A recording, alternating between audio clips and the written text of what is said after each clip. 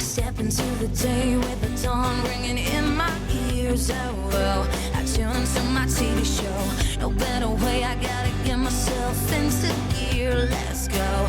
Oh, and I feel good today with my wake up in the morning espresso.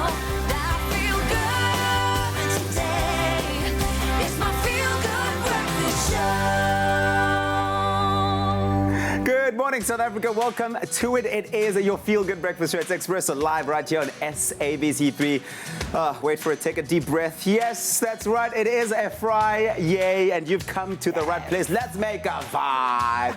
Princess, good morning. Morning, No. Good, So good to see you. So good to see Yes. you. I mean, there isn't a better place to start the morning off than here at the Mec Cafe station, where Yes. Princess makes only the best coffee. And hopefully you are set and ready with your cup of coffee in hand, because it's going to be quite a show. It's a Friday. It's the Friday edition of the show. We're going to be chatting sport, or all the sporting action you can expect for the weekend. But we've also got some really exciting guests coming through all the way through to 9 o'clock. Mpo Pops is one of them. It's going to be coming in, so lots of laughs guaranteed. It's going to be such a fun time. Connect with us on social media throughout the show about whatever you're doing, whatever you want to connect with us about. Expresso hashtag is Expresso Show, and of course it's Expresso Morning Show SABC3. Let's check in with Graham. Good morning, G. It's the most wonderful time of the year. I don't know why I've been singing this song to myself ever since the Rugby Championship started. Okay. Good morning from my side. I'm Graham Richards. This is the absolutely stunning and gorgeous Leanne Williams. Hi. You've been on fire this week, I'd Thank say. you. You're just Thank looking you. so gorgeous. Gee. Best job in the world. Why? Because we get to sit next to the likes of these, but also we get to talk about rugby. It's about Yes. Friday, and of course the Rugby Championships in full swing now. We got off to a fantastic start with the win against Australia, but now a real test. We're up against New Zealand in New Zealand tomorrow. Less than a month to go before we've got to play New Zealand in our first group game at the Rugby World Cup. So this is all about the psychology of that. Jeremy Harris and I will get into that. But how are you feeling about the Springboks up against the All Blacks in the Rugby Championship? It's always a terrifying prospect because they're just so good. And they're also looking to peak at the right time. But expect the mind games. Even the team selections are a little bit crazy. So let us know on our social media platforms how you're feeling about the Springbok squad. So it's a completely different team playing tomorrow than the one we saw against only 3 players who retained their place. How are you feeling about the All Blacks? What are those prospects? Who's going to take it? What's the score going to be? How are you soaking up all of the rugby action building up towards the World Cup? We'd love to hear from you on our social media platforms. Exactly. Well, it's time to take a look at some of those temperatures all around the country, because it does really help to inform exactly how you look, huh? Especially ahead of a weekend. How are you feeling about dressing, styling yourself today? Well, the weather is going to have a massive impact, and looking at the vibe, it's sunny, baby, all across the land. It started up in Johannesburg. Sunny conditions with clear skies expected over the weekend. Sky remaining clear till Monday with little to no wind. Temperatures remaining steady in the day. It will become a little chilly as you'd expect in the evening, and that's throughout the weekend. Don't forget your sunscreen though. Haven't said that in a while. That's awesome. Durban, you know it's going to be sunny, mainly sunny conditions expected over the weekend. Clear skies. A southeasterly wind will pick up a little bit today, becoming stronger tomorrow, but eventually dying down by Sunday evening for sundowners. Despite the wind temperatures remaining, your temperature will remain between 22 and 24 degrees. It's like the perfect place to be. If you can get to Durbs this weekend, do it. Beautiful warm weekend. PE, partly sunny conditions expected today, but cloud cover will clear up towards the evening. Clear skies expected for the remainder of the weekend, and temperatures will warm tomorrow and Sunday with a light northeasterly wind expected as the weekend progresses. And then finally in the mother city, as the weekend approaches, the rain clears up a little bit. The cloud cover will decrease. The wind will die down. The sunny conditions are expected. So towards Sunday evening, cloud cover does increase again, and the rain will pick up again, and we need it, so we enjoy it. It's almost like the heavens are just giving us a little break for the weekend. Exactly. And then moving into the new week, we're all good again. But yeah, hopefully it's a beautiful day wherever you find yourself. It's going to be a beautiful day, and it's even going to be a better day because, of course, there's a massive sale happening at Woolies right now. I mean, gee, when I look at you, I think like this is absolutely beautiful, especially for a Friday. I think it's really wonderful, but it could be that the look just needs that something. A little pizzazz, A little bit of panache. je ne sais quoi. A little je ne sais quoi. We've been loving the Blazer game this whole week. And one of the items, the insane sale that's playing out in Woolies at the moment, you've got to get down there or get online to check out what you can score up to 50% off, which is amazing. But what I've loved about pairing the chinos, dress it down, some lacquer little sneakers, got to love it, but the Blazer kind of just elevates it. It's awesome. But if you want to take it to the polo, you want to take it to work, you want to take it into just a smart casual sphere, an event, you've got to have a pocket square. And pocket squares have become my new obsession. They are. There are so many cool ways that you can, and you have one stock standard jacket and 5 pocket squares and you're ready to roll. It's 5 different looks. Exactly. But I need your help. I can't decide this morning. We've got some beautiful prints here. A monochrome one over here, and then you've got lovely in dusty itself. pink one over here. And both have me equally kind of enthralled, enthused.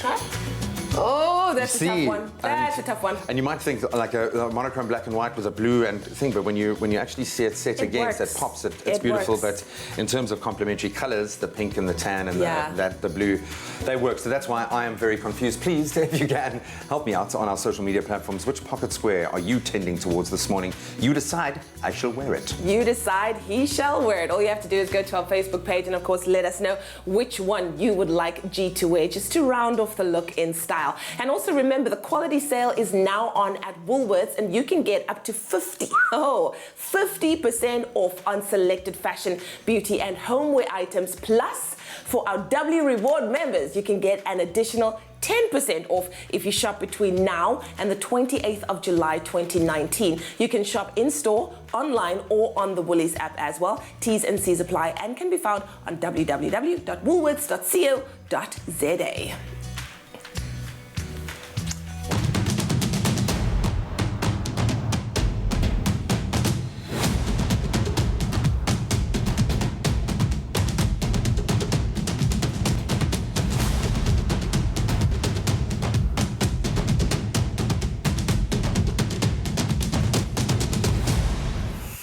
Well, that's a sale you don't want to be missing. Let's get you started on this Friday with a quote for the day that's hopefully going to inspire you with all sorts of positivity and just charge you up. And this morning we get it from William Shakespeare, really one of the most just iconic poets, playwrights and actors, Englishman, who lived more than 400 years ago, even though all of his literary works continue to live with us today in this day and age.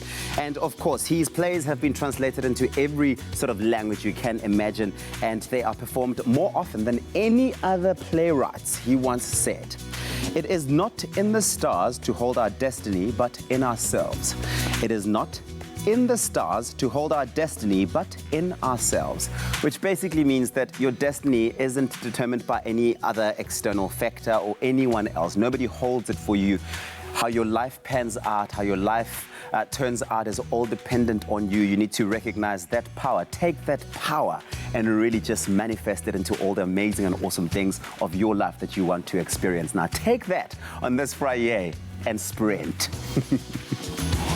Well, let's take a look at what's happening in the news headlines this morning. The Passenger Rail Agency of South Africa said in a statement yesterday that its commuter rail operator, Metrorail, would provide limited commuter service due to a national strike around the country today. Gauteng Premier David Makhura is going to set up an inquiry to probe the escalating taxi violence in the province. Makhura said his government wants to know who's behind the killings. On the international front, some 115 people are missing and feared drowned, and another 134 were rescued by Libyan coast guards and local fishermen after a wooden boat carrying migrants capsized off Libya's coast. The latest shipwreck takes the death toll of Mediterranean migrants to over 600 this year. Paris saw a new record high temperature of 42.6 degrees Celsius yesterday amid a heat wave that keeps breaking records across Western Europe. The UK had a record temperature for July at 31.8 degrees Celsius, with trains told to run slower to stop rails from buckling. And then finally, Washington politics watchers did a double take yesterday at pictures showing Donald Trump in front of a presidential seal manipulated to make the eagle resemble Russia's two-headed version of and clutching golf clubs instead of arrows. Now, the prank seal was projected onto a white background behind Trump as he addressed a right-wing student group on Tuesday. However, no one noticed the changes until the Washington Post ran a story yesterday. The transformation of the American bald eagle into a Russian version probably pokes fun at Trump's controversial Moscow links and the golf clubs at the passion for golf.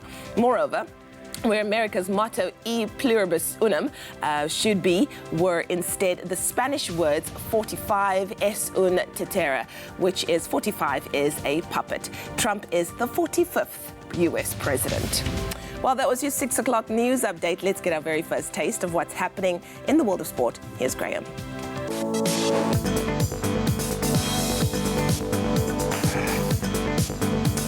It's been a busy week in the pool for our South African swimmers. South Africa's Kayleen Corbett and Tatjana Schoenmaker both qualifying for the 200-meter breaststroke final after finishing 2nd and 4th, respectively, in their semi-finals at the World Swimming Championships in Gwangju, Korea, yesterday. Then in cricket, it's been a very surprising week after suffering a humiliating first innings of 85 all-out. England's batsmen once again struggled, losing 7 wickets for just 77 runs in their one-off test against Ireland at Lord's in London, currently playing out. In cycling, Colombia's Nairo Quintana won a mountainous stage 18 of the 2019 Tour de France, now really heating up. That while Frenchman Julien Alaphilippe retained the overall lead. Of course, plenty of rugby action headed your way, a plethora of sporting action. Jeremy and I will be delving into that over the first half hour. Stay tuned. Money.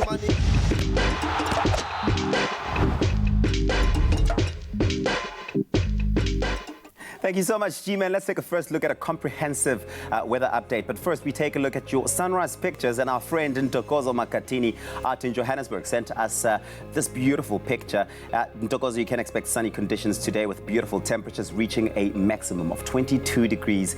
David Yap sent his sunrise picture from Durban, where partly sunny conditions can be expected with a light southeasterly breeze reaching a maximum of 23 degrees today. Let's take a look at those temperatures, starting off in Polokwane with a low of 7 degrees and a high of 25. Mbombela has the highest temperatures in the country today. That's 13. Your low and your high is 29. If you're out in Pretoria, 6 and 25. Johannesburg, 4 minimum and your maximum is 22 degrees. Mahikeng, 6, reaching a high of 26. Clear skies today for Klerksdorp, 2 is your low and your high is 24 degrees. If you're in Kimberley, 4 and 24. Bloemfontein still has the lowest temperatures in the country. 0 is your low and your high is 22. A couple of showers expected today for Richards Bay, 16 minimum and your maximum is 25. If you're out in Pietermaritzburg, 9 and 20. A northeasterly wind traveling at 13 kilometers per hour for Durban today, 15 and 23 degrees is your high. Mthatha, 2 and 20. East London, 12 is your low and your high is 20. A cold start to the morning today for Craddock, 2 minimum and your maximum is 22. Port Elizabeth, 10, reaching a high of 19. If you're out in George today, you've got 11, your low and your high is 18. High humidity for Sutherland, 7 minimum and maximum of 17 degrees. If you're in the mother city, Cape Town, that's 9 and 18 degrees is your high.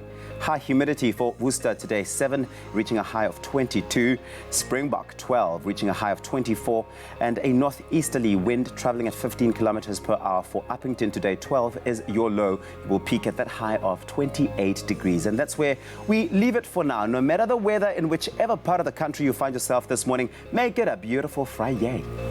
And it is definitely a beautiful Friday because we left it in your hands, our Expresso family, to complete Graham's amazing look. I mean, he looks wonderful. He's got the navy blue on the top. He's got the camel pants at the bottom, and he's got beautiful white sneakers. But you know what? It just needed that extra touch. And we had those pocket squares, and of course gave you the opportunity to choose between monochrome and dusty pink with dots. And I think both you and I were tending towards the pink at the beginning. Initially, but yes. when you weigh it up, okay, that does look nice, but that pops, and you thought it pops, which is why you've decided to go with the monochrome print, which I think is fantastic. And you know, I've never been able to fully kind of master the technique of putting in a pocket square, and then someone told me, but you can do it however you want. Exactly. You can do it. I know there's a dandy, very gentlemanly way if you're going to dress it up with a completely smart, but you can make it messy, you can make it...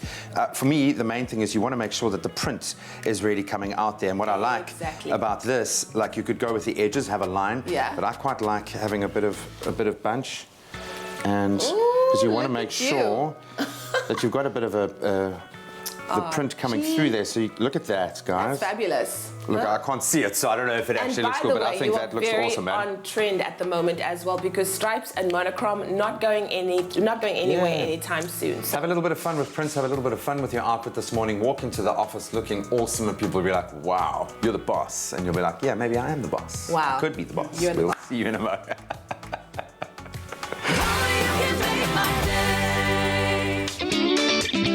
It's the Crazy Store's birthday, and to celebrate, Expresso will be giving away daily prizes next week. Each day, one lucky viewer stands a chance to win a hamper filled with epic Crazy Store goodies. Ensure that you watch Expresso this Friday morning to find out how you can enter. Don't miss out between the 29th of July and the 2nd of August. We could be calling you live on air to win your share of crazy prizes, thanks to the Crazy Store.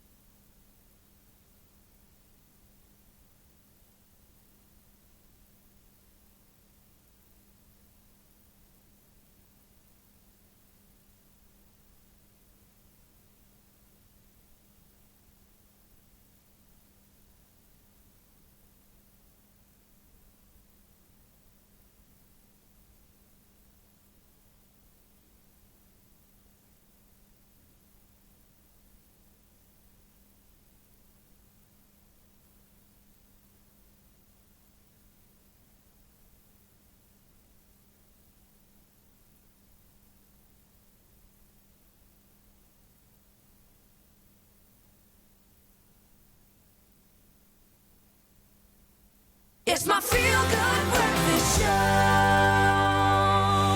Very good morning. If you've just tuned in, where have you been? We're off to a flying start. An incredible weekend of sport awaits us.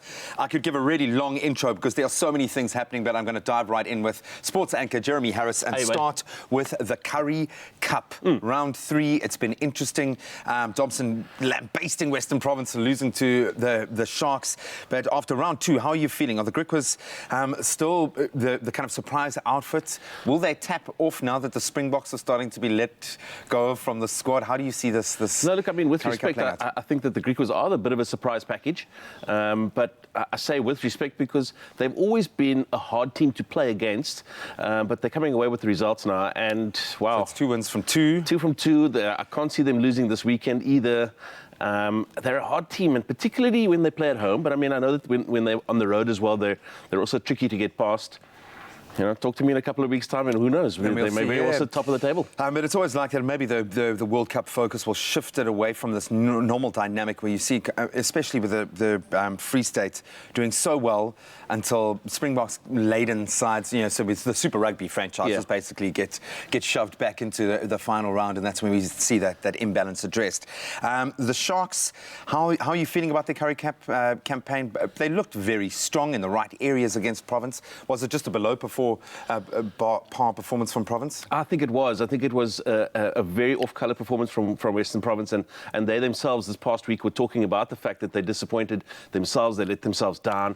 Didn't respect the blue and whites. Well, exactly. Didn't do exactly. So I think that what they're going to be doing is pulling their socks up. At the same time, I mean, a win is a win, and the Sharks will go and look at the scoreboard, as Joos van der Westhuizen once famously said. You know, look at the scoreboard. We came away with the win, and they did what they needed to do. No, completely. So we've got the Pumas up against the Bulls. That's tonight. We've got Cheetahs up against Griquas, going to be a mighty tussle. Then Province up against Lions. Both teams, I think, needing to prove a point. Let's shift gears. To Hockenheim, yes. To the Formula One. I suppose, you know, we've been talking about Formula One needing a bit of an injection, some excitement.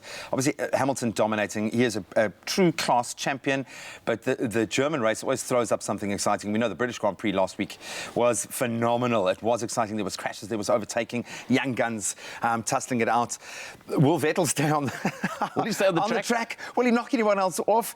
I mean, how are you feeling about Formula One this year, and how are you feeling about Hockenheim? Because it can be a very exciting track, or more of the same. Formula One has become a bit of a procession this year. It's sort of more of the same. And so, I mean, as much as I admire the performance of Lewis Hamilton, I really would like just a little bit more sort of intrigue and competition. Leclerc, come on, Leclerc. Could very well be. I mean, the Ferraris do very well in Germany. Not to say that Sebastian Vettel does well in Germany, but the Ferraris tend to do well there. So maybe it's their weekend. Well, I think that, you know, by virtue of the fact that he crashed up for no apparent reason last year, I think that was what compounded things. But it's going to be an exciting one on a very fast track. Expect lots of overtaking, and a nice ode, I think, to Michael Schumacher. That was a track that he was absolutely dominant on. So let's hope that the youngsters perform there as well. But currently, Lewis Hamilton leading Valtteri Bottas by some margin. Verstappen there with the Red Bulls, but then you've got Sebastian Charles Leclerc in the Ferraris, there and thereabouts.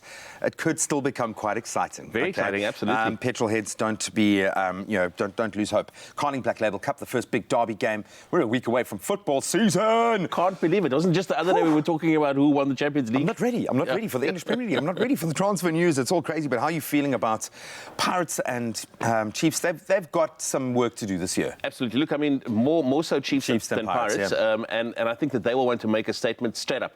So they're going to go into this one looking for the win. It's not going to be good enough to come away with I snuck a 1-0 win or a 0-0 draw. This is not a cup final. We don't want a 1-0 penalty shootout.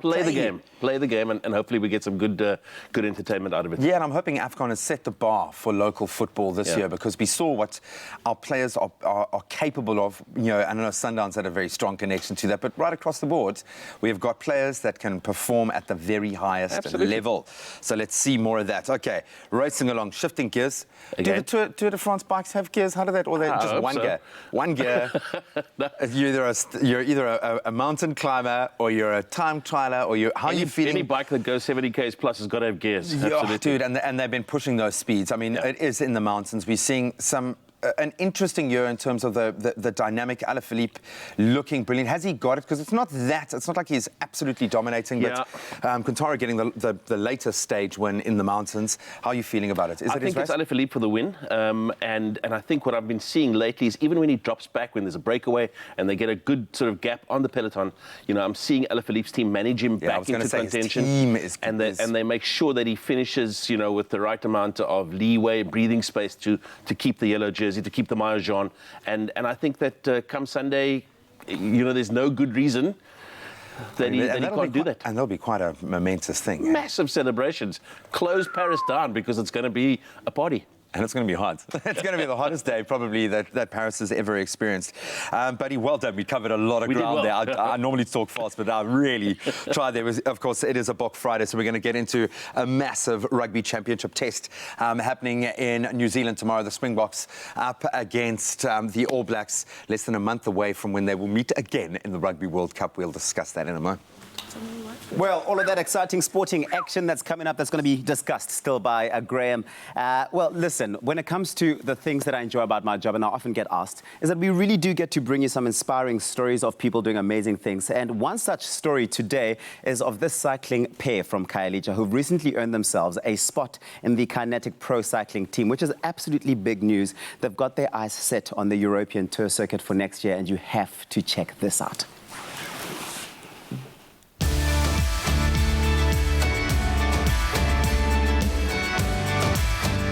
Vuyo, Mavuya and Voyelwetu and Komo have taken the shot they were offered by the Sports Trust Development Cycling Program, trained their way from enthusiasts to pros, and now a serious career beckons. What I like in this sport the most is that it keeps me busy at all the times, keeps me out from the wrong things around community, keeps me out from gangsterism, from smoking. The other thing is that it builds a friendship.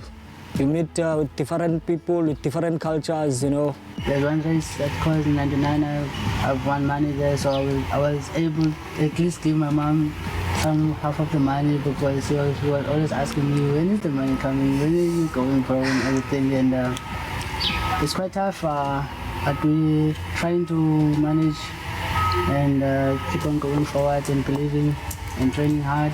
And people are starting believing on us, what we're doing. They see that our lives are much different from the other guys from the community.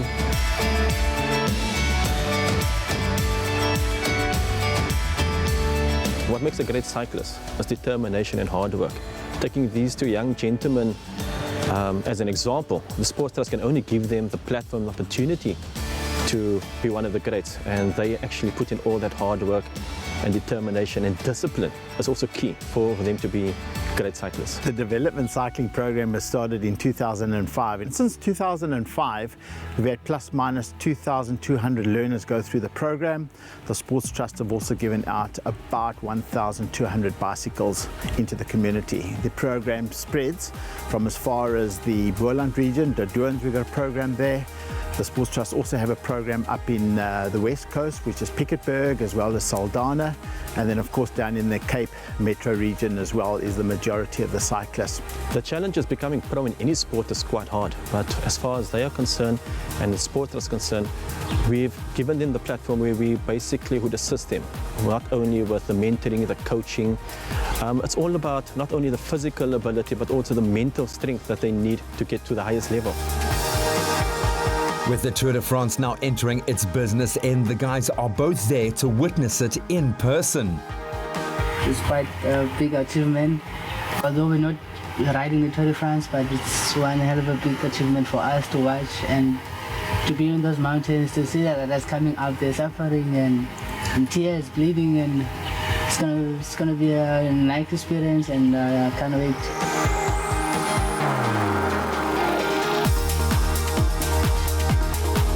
As Sports Trust and Disfrutas gave us this opportunity, I would love also one day to be part of that race and race there and climb those big mountains with the big guys and win. The team's high-performance advisor has the goal of focusing on national racing this year and then registering the guys to race at international level in 2020, and we'll be watching.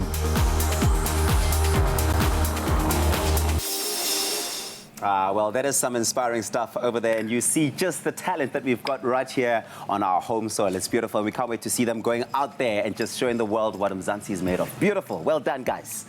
Well done all the way. You need to refill your coffee cup. I do need to, and you've got those 100% roasted Arabica. This is what Princess are. What's Thank happening you, there? Princess, my princess. This is absolutely delicious, rich, smooth, robust, absolutely amazing. I mean, you can just get the aroma from them as well. I can smell it off your coffee. Yeah, it's really, really one. It's the good stuff. It's Okay, the good Princess, stuff. I'll have that. Yes. Please. Give him what I've got. Thanks, Give him what I've I'll got. have that. Thank you. Gorgeous, huh? There we It is, go. thanks. You need to have the good stuff in your life, my Okay, friend. my baby, okay. Teach him while they're young, basically. But you're not young. Enjoy a moment in between with McCafe. See you after the break. Only you can make my day.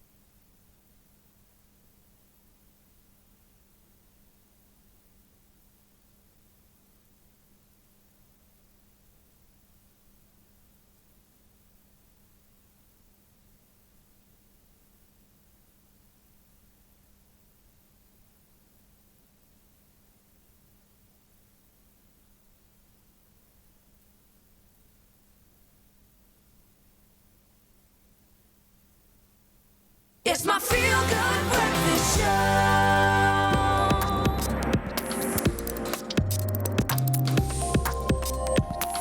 Yes, it is a Bok Friday, but right now we are talking tech. Yesterday, Facebook made history in settling an historic $5 billion US. $5 billion. Wow, amounting to some 70 billion rand in South Africa with the US Federal Trade Commission. That speaks volumes about how much money they are actually making. Here to unpack this in detail is our resident tech expert, who I think is as exasperated by this, Brian Smith. This is mind-blowing. So how much is the revenue of Facebook if they can? I mean, would this have hurt them? Was this a punitive fine and did it do its job? So you ready for some numbers? Yes. So it's estimated that obviously depending on their revenue per week, Facebook makes about $5 billion US about every 29 days. So to answer your question straight up, this is essentially a slap on the wrist in tech terms. However, it does represent one of the largest fines ever issued to a single publicly listed company, at least in US history before. So it is remarkable in that sense. I mean, could they... Okay, let's go back to the beginning first. But why were they fined, first of all? So if you recall, Facebook hasn't had a good run as of late, especially in the past, especially in the last couple of months. We've had the Cambridge Analytica scandal and far more varied, nuanced scandals involving both the retention and keeping and use of its users' personal data, in addition to its third-party services and partners. Now, if you consider this has sort of been boiling to a head, and Facebook's been under review for these practices for some time. And essentially now Facebook has been found inadvertently guilty of not maintaining a 2012 agreement that it would take all necessary measures to safeguard its users' data. So essentially now that agreement has come back to bite. Facebook now is essentially having to redirect its entire product offering to essentially highlight the safety and personal security of users, but that remains sort of up in the air, and settling this fine remains sort of a transparent step towards that process. How did they determine this fine? Because they clearly could have got more, but would that have been so far off the industry norm or the mark of what had been happening? Like you say, this is the biggest ever. Could they have gone higher? They could have potentially. However, there is necessarily no precedent for sort of valuing this kind of incident and sort of putting a price per user affected, so to speak. One of the really interesting repercussions is that going forward, Facebook will now have to disclose every time a privacy breach affects more than 500 users, which might not sound like a lot. It's a tiny percentage compared to Facebook's overall user base, but that'll be a great transparent step. So the person out there with like 499 followers going, come on, Brian, 500 is a massive amount. It's a ton of people, man. It's a ton. So where does this mean? Because a lot of what these advancements speak to a PR exercise for me in terms of what Mark and Facebook have done, but are they shifting gears in the right way? I've said shifting gears about 10 times this morning. It's more the sporting reference, but are we seeing the right kind of mindset shift? Are we going to see a safer playground for us, the end user, do you think? I think in the next 12 months, we will see a Facebook that is radically different in its approach. And one of the things that Mark Zuckerberg himself has spoken very publicly about is just transitioning to a platform that's what he's calling as privacy focused. So we're likely going to see a huge amount of changes in the way Facebook stores and retains your data and also uses it to show you ads. MySpace. Hopefully not. One of the major steps to do that will sort of be introducing Facebook's own cryptocurrency called Libra, and we'll probably see Facebook take on a more transactional method, which I mean they'll be probably more involved in advertising items for sale and facilitating those purchases rather than forcing an ad directly onto you, and then you can pay all future fines in crypto. That is crazy, but you know, however you feel, it's still one of the biggest fines, if not the biggest fine in that space. So sorry, Mark, sorry that you had to deal with that, but we've got to right the ship, man. So that was a slap on the wrist for Mark Zuckerberg. Thanks again to Brian.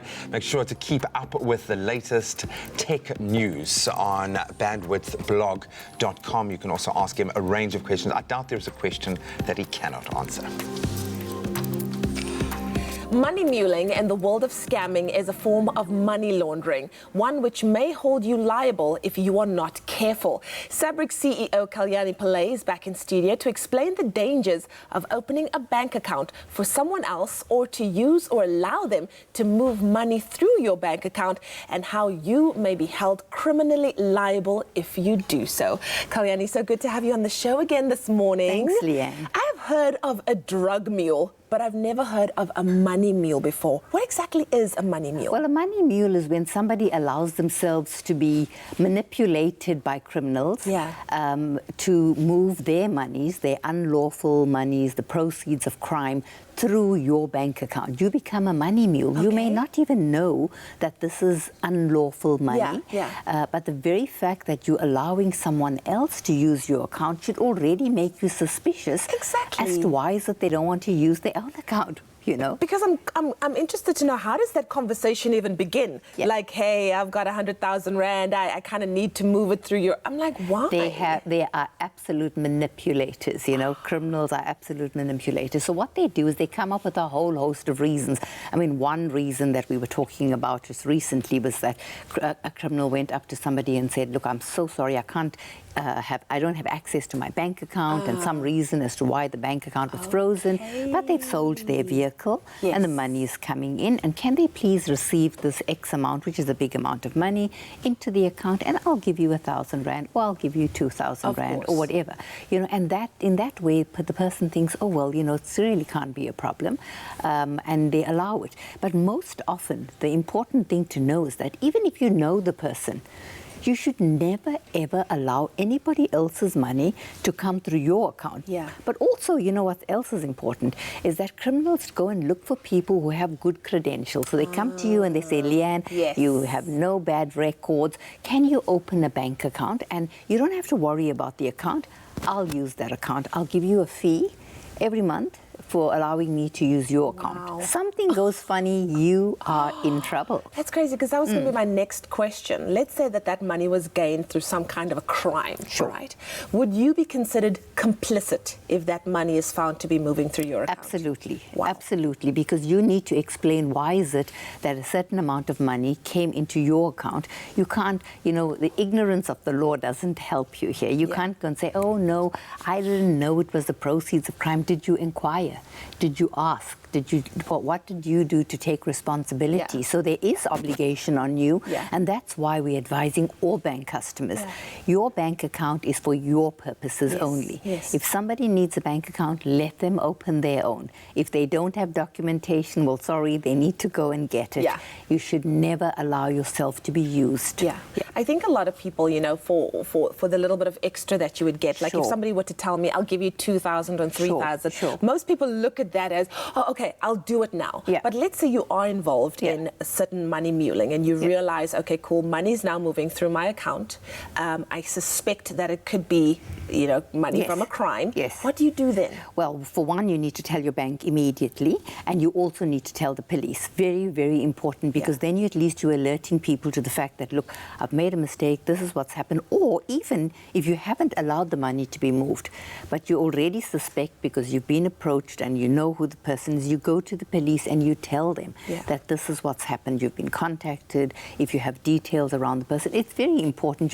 We all have, over and above protecting ourselves, we also have a civic morality, and we need to be moral enough to start helping to clean up our society. Exactly. And do not allow yourself to be manipulated as well. Absolutely. Ask questions. Yeah, and I think what happens is that the criminals are so smart. They go to people very often who are vulnerable, right? They may go to someone who is a pensioner, they may go to somebody who's unemployed, and for a small fee, they would ask if they could use their account. So, everybody ought to realize you should not put yourself in the position where you have to now start answering criminal charges. Yeah. Oh, Kalyani, thank you so much for that. You do not want to be found to be complicit in something that you had nothing to do with to begin with. Now, one scam that seems to be becoming more and more prevalent, especially over the festive season, is the Muti scam. Join us next week where Kalyani chats to us on how we need to remain sharp and alert at all times to avoid becoming another victim. Are brave, innovative, everywhere. We are Sabrek. Take a look at that. There is one face that they've never seen in New Zealand before, and it will bring terror on the back of my pimpy. We are stronger together. It's a Bok Friday. Can you believe we are up against the All Blacks again tomorrow? It's going to be a massive test, less than a month away from the opening pool game of the Rugby World Cup 2019, where, of course, again, we will play the All Blacks. Hansen has put forward an interesting team, so many questions that need to be answered. Jeremy Harris is going to join us to delve into what promises to be one of the most important pre-match or pre-Rugby World Cup tournament matches that we are likely to see. Join us after the break. Take a look. Look at that. Cadbury Dairy Milk shines a light on the generosity alive in each of us. Bring your old toys to any of Cadbury Dairy Milk's pop-up Little Generosity shops in major centres this winter and receive a slab of Cadbury Dairy Milk chocolate. Get to Cape Town's Canal Walk Little Generosity shop from the 19th of July to the 5th of August with your toys, and let's inspire a little more Cadbury Dairy Milk goodness in the world.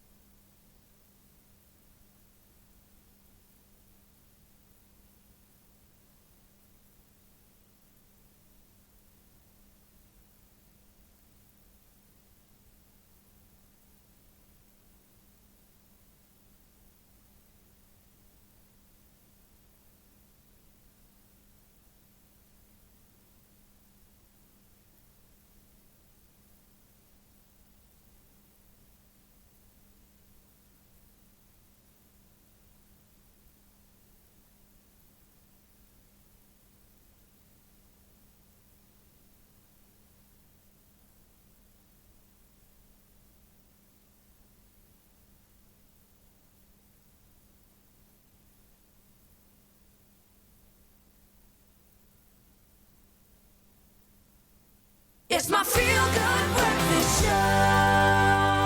Welcome back. You're live with Expresso. Thank you so much for tuning in on a Bok Friday. Someone is feeling rather envious that he doesn't have his Bok jersey. Jeremy Harris, I'm so sorry, buddy. I'm so sorry. Yeah, thanks. Old age is a terrible thing. Just hope we never get old. That's the thing. Well, we still remember. Why do we remember? Because history is playing out all over again. If you think back to 2011 when the Springboks met the All Blacks in PE, it looked all rosy. It looked like we had the right combinations. Then rolls in the World Cup, a very different story. But this is massive. Less than a month away from our opening pool game against the All Blacks, which is going to be big in itself. The mind games begin. Absolutely. This is going to be a psychological test. Steve Hansen has played the ultimate trump card in his team selection. Beauden Barrett, massive thing. But let's first look back last week's victory over the Wallabies. We have spoken about that. Completely, I think 3 players only now retaining their places off the bench. I know we've got a couple of guys there. Herschel Yankees on the bench still. Faf de Klerk coming back into the mix. Where is the mindset of Rassie now?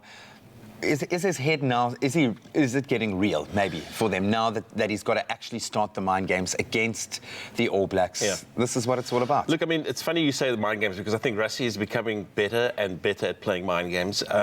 It's interesting how both coaches have said that this game means nothing. It's got nothing to do with the Rugby World Cup. So the fact that they've mentioned it means that it's got a lot to do with the Rugby World Cup. I think that's important. And then the other thing is, how strong does the Springbok team look? It looks really potent. And that's with basically a complete clean-out. I mean, as you say, only 3 players surviving from last weekend's really good performance into this one, and it still looks even stronger. So it says to you that Rassie's got so much depth of position, of personnel to pick from. And if I was Steve Hansen, in fact, if I was any rugby coach around, I'd be going, that's an interesting ability that he's got to be able to pick 2 A teams every time. It's very New Zealand-esque. And they've proven themselves to be the master of rotation, of having 2 full teams that you can draw from in a fix, in a bind. What makes you most excited? I've spoken about Faf. I mean, that halfback combination is going to be massive now. We've got to prove these combinations. We've got to see who works. Mapimpi will be on the field. He's one of the players that retained. And my face will actually be on that field. Just blows my mind. Sorry, Springboks, thank you so much. Thank you so much. It's actually just so wonderful. I can't tell you how amazing it's made me feel to know that we are really stronger together, and I am on that field.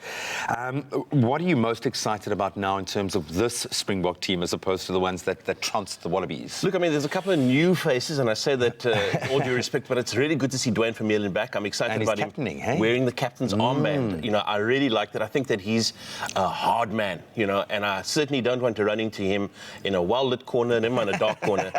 So I'm looking forward to the... You wouldn't even notice you running into him. That's the thing. You would just bounce walk off right over me and it'll be gone. But I like the loose trio, and I think that there's a strength there, particularly Quagga Smith. I think that he's possibly underrated and unknown by the and he has the Kiwis. X factor. And wow, I think that he will certainly bring something come match day. He was a fantastic sevens player, but he is so much better in the 15-man format. He is, and I've unfortunately only seen him as a sevens player in my mind's eye, and I think he is absolutely superb. Let's talk about New Zealand. Let's talk about Beauden Barrett at number 15. Oh, I didn't expect it. I was not.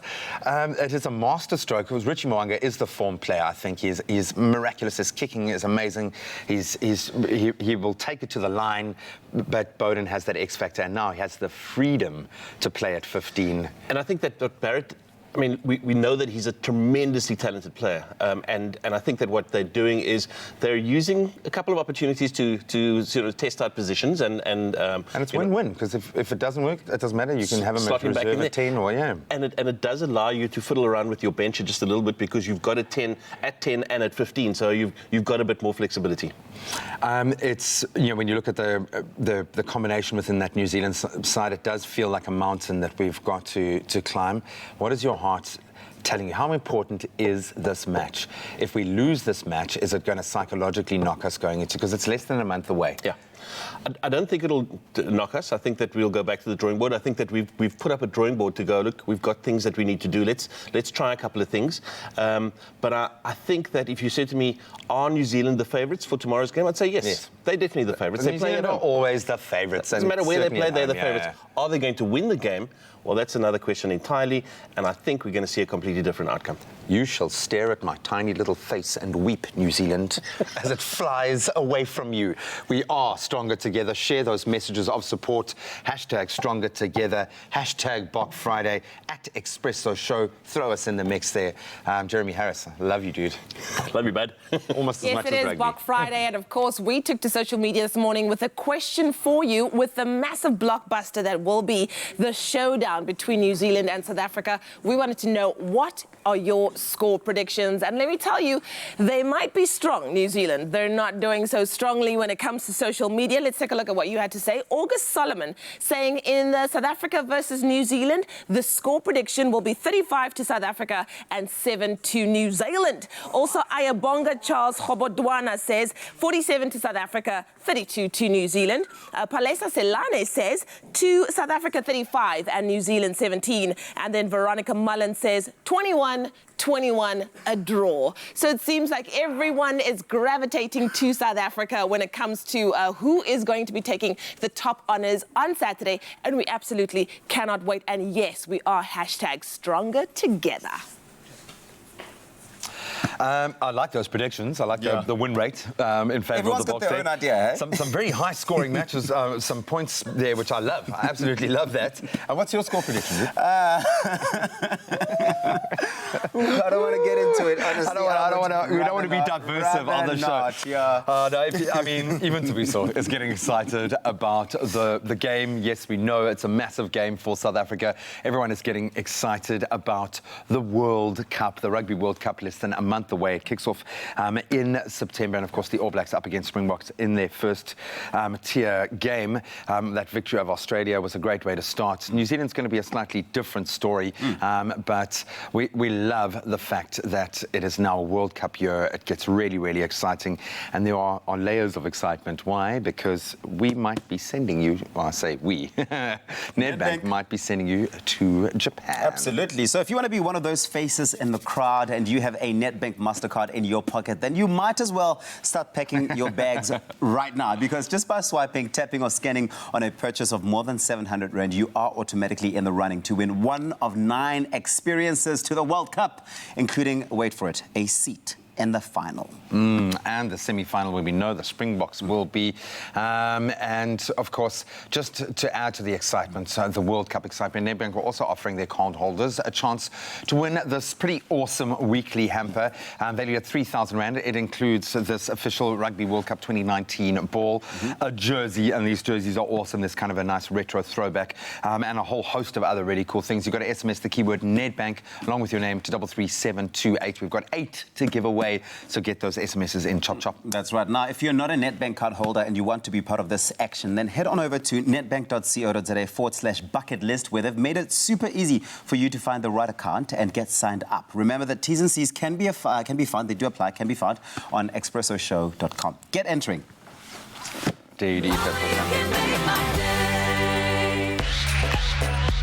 Hi, I'm Melinda Bam, and I was a contestant on Tropica Island of Treasure Season 8 in the beautiful Maldives. I had a blast because I played like a kid again. My name is MT. I was part of the Tropica Island of Treasure Season 7. The Seychelles was so dope. I never thought I'd ever be in a place like that. The great thing about Tropica is that it really appeals to everyone in South Africa. I was able to gain a new audience, and shout out to Jackson because he was also able to kickstart his rap career, and I can really say that.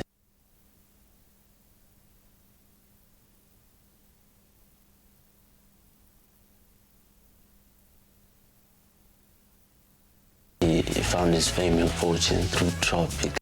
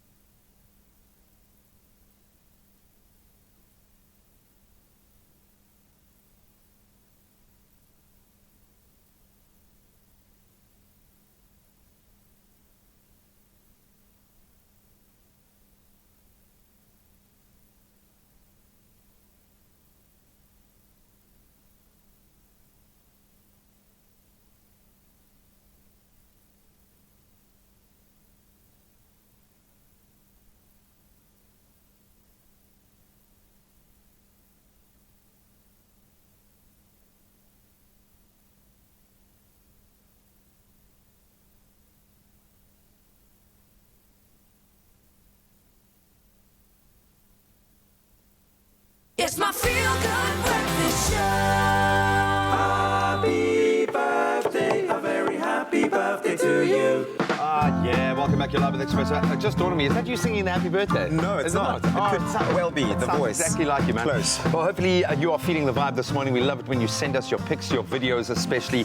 You can WhatsApp a 15-second awesome happy birthday video, maybe a little bit of dancing, 071-640-6551. That is the birthday WhatsApp line to send it to, but we're going to try to get through as many of our birthday dedications as we can. That's right, let's do it. Okay, so here's the first one. It says, I would like to wish Janetta Adibe a happy 5th birthday from her mother Glorina and father Nathaniel May and sister Natalia May. So this is for Janetta Dibi. Happy birthday, happy 5th birthday there. And a special 7th birthday to Caleb. Caleb is turning 7 today, our sunshine and laughter. We hope your day is nothing short of amazing. Love you, boy. This is from your daddy, your mummy, and your brother. Happy birthday, Caleb. Growing up so fast.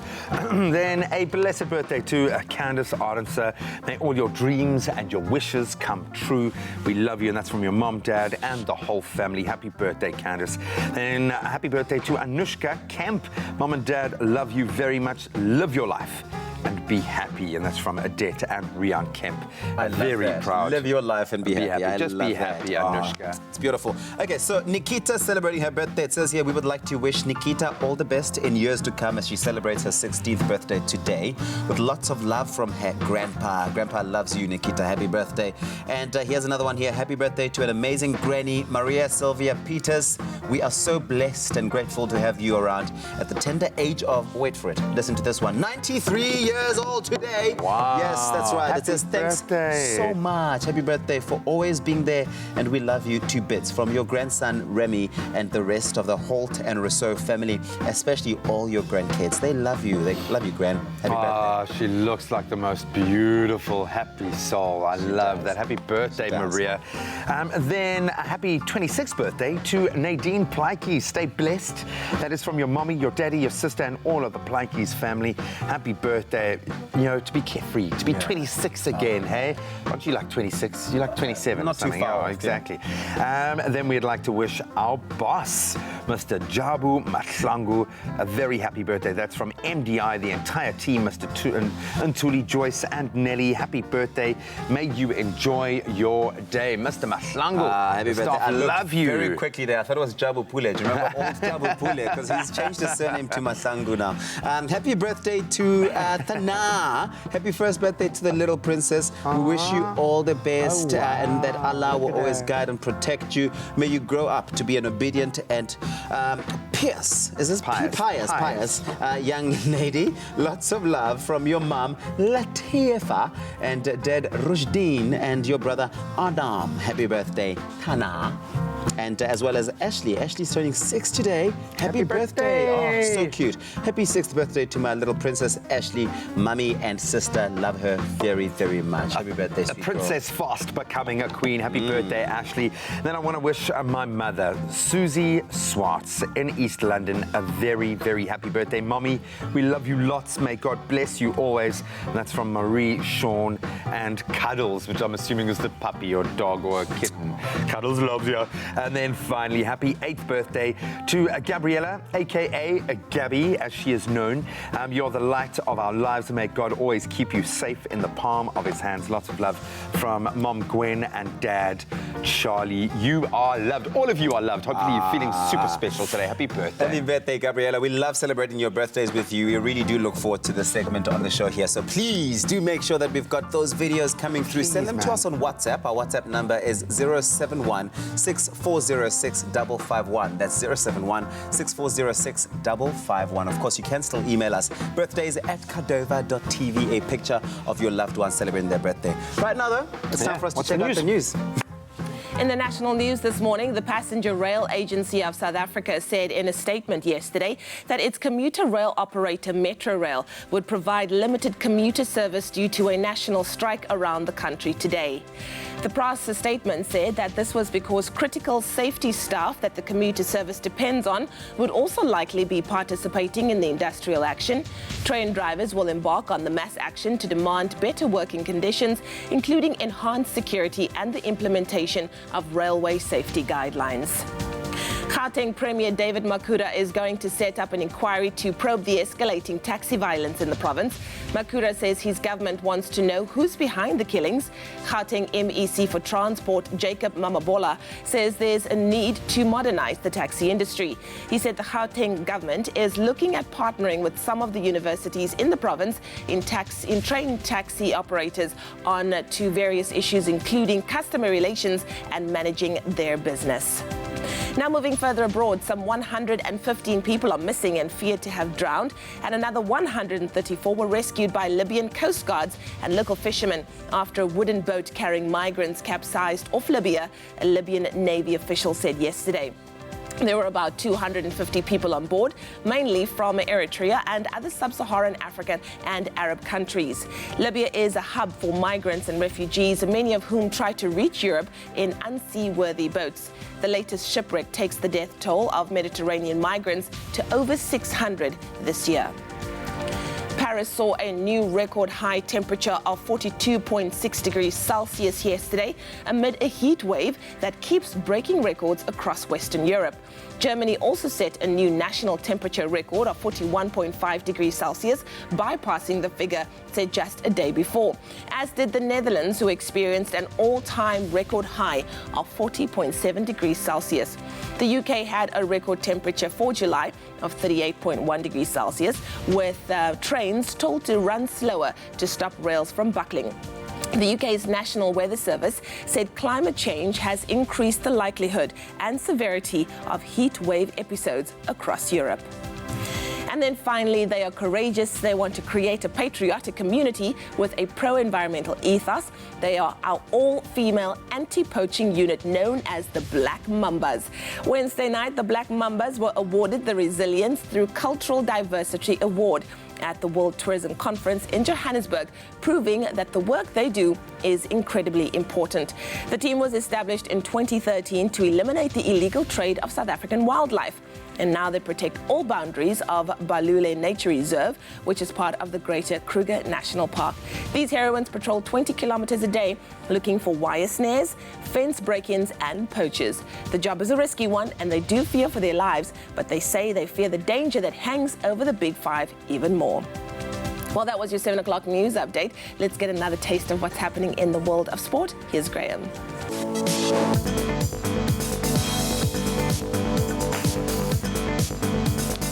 We kick it off in the pool, and after a busy week, South Africa's Kayleen Corbett and Tatiana Schoenmaker both qualifying for the 200-meter breaststroke final.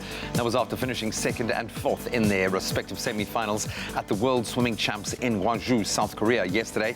On Tuesday, Schoenmaker, of course, finishing 6th in the final of the women's 100-meter breaststroke. She'll be looking for a better result in the 200-meter event this evening. We certainly send her all the best. Then on the cricketing front, after suffering a humiliating first innings of 85 all out, England's batsmen once again struggled, losing 7 wickets for 77 runs in their one-off test against Ireland. That's currently playing out in Lords in London.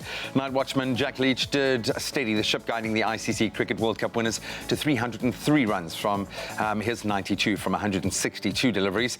Rain and lightning flashes did cut the second day's play a little bit short, but England, they were 303 for 9 in their second innings, 181 runs ahead, so not out of it completely at this stage. Then on to cycling. It's heating up in more ways than one. In France, Colombia's Nairo Quintana won a mountainous stage 18 of the 2019 Tour de France, while Frenchman Julien Alaphilippe, he retained the overall lead in the coveted yellow jersey. Quintana attacking from a leading bunch 7 Ks from the summit of Galibier for a fine solo victory. Frenchman Romain Bardet, he took 2nd place behind Quintana, who snatched his 3rd career Tour stage win. That's where we leave our sport for now.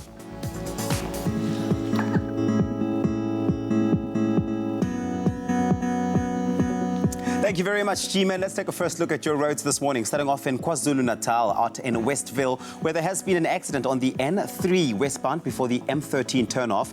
The road is currently obstructed in both directions, so please do approach with caution. In the Western Cape, in Gugulethu, on the N2 inbound, there has been an accident after Borchard's Quarry obstructing the right lane. Delays can be expected over there, so please do keep a lookout for that. And off to the train lines. All train lines are delayed by approximately 60 minutes this morning, and this is due to speed speed restrictions set out of service, as well as planned strike action. Please use an alternative mode of transport this morning, as trains are operating using the Sunday train timetable. That's where we leave it for now. The next report will be in just over half an hour. Here is Leanne with the weather. Don't fear the flu. Boost your immune system with Effaflu-C Immune Booster by Pharmadynamics. Effective, affordable healthcare.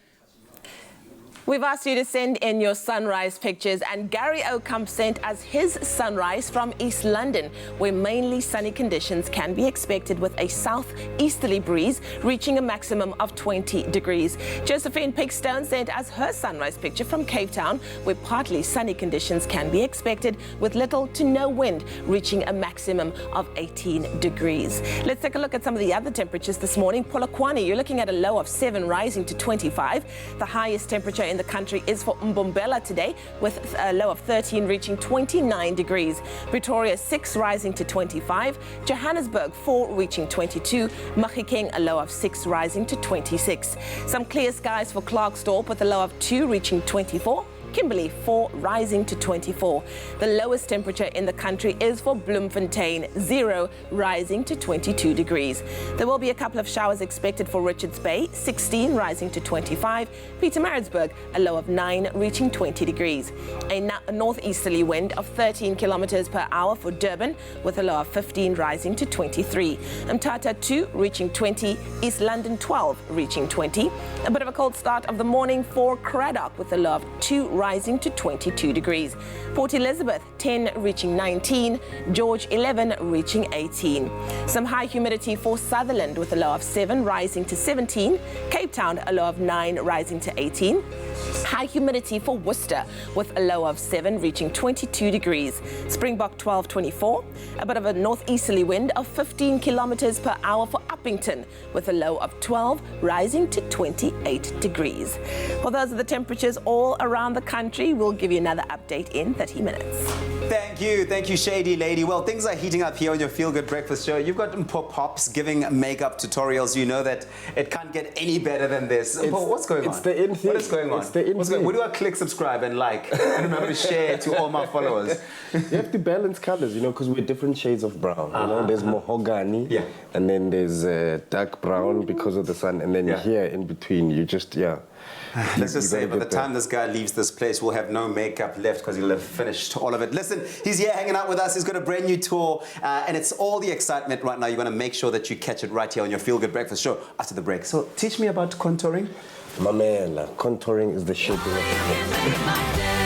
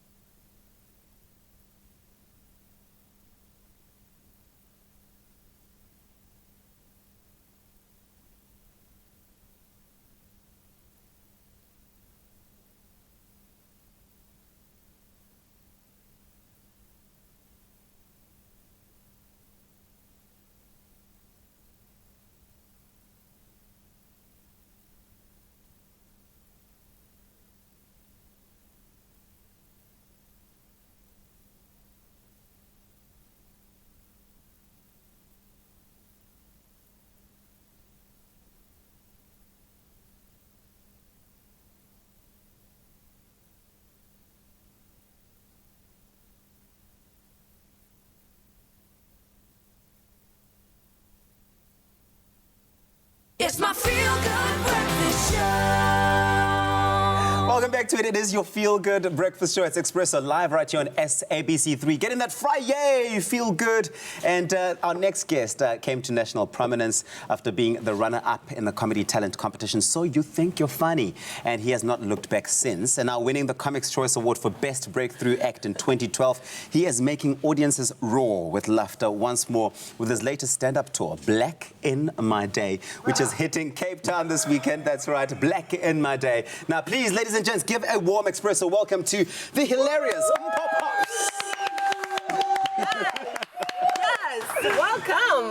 Welcome Thank to you, the show. thank you for this. Living the brand. Thank I mean, you're dressed in your name just in case we forgot. This is, guys. Remind them. You have to remind them because people see you, they go, Kunje, who's that? But if it's here, they, I'm Pop-Pops. It's just like Jason Derulo, who constantly has to remind us that that's his song. Jason Derulo. Basically. Guys, DJs do it all the time, singers do it all the time. It's time for comics to do it as well. Welcome to the show, though. Thank you for having me, We've been chasing after you for a while, so the fact that you made time for us today, it's wonderful. Guys, this is the earliest I've been up. I can imagine. Yeah, because I work at night. Of course. Comedy's at night. Course. I know. From the club straight to the show. Well, let's talk about the show, Black in My Day, and of course, a very interesting. I love the artwork for it. Let's talk more about the motivation for the Vogue and the name. You see, I had to get in shape for these poses. You can't just. This is a combination of yoga, Pilates. Putting it out there. I hope we've blurred the middle section. Yeah. So for me, the whole Black in My Day is a play on what life was like back in my day, and what it was like being a young black man navigating in a changing South Africa. So I started going to Model C schools around about the time we were allowed to go there. So we had our own set of struggles. Yes, the generations before had their set of struggles.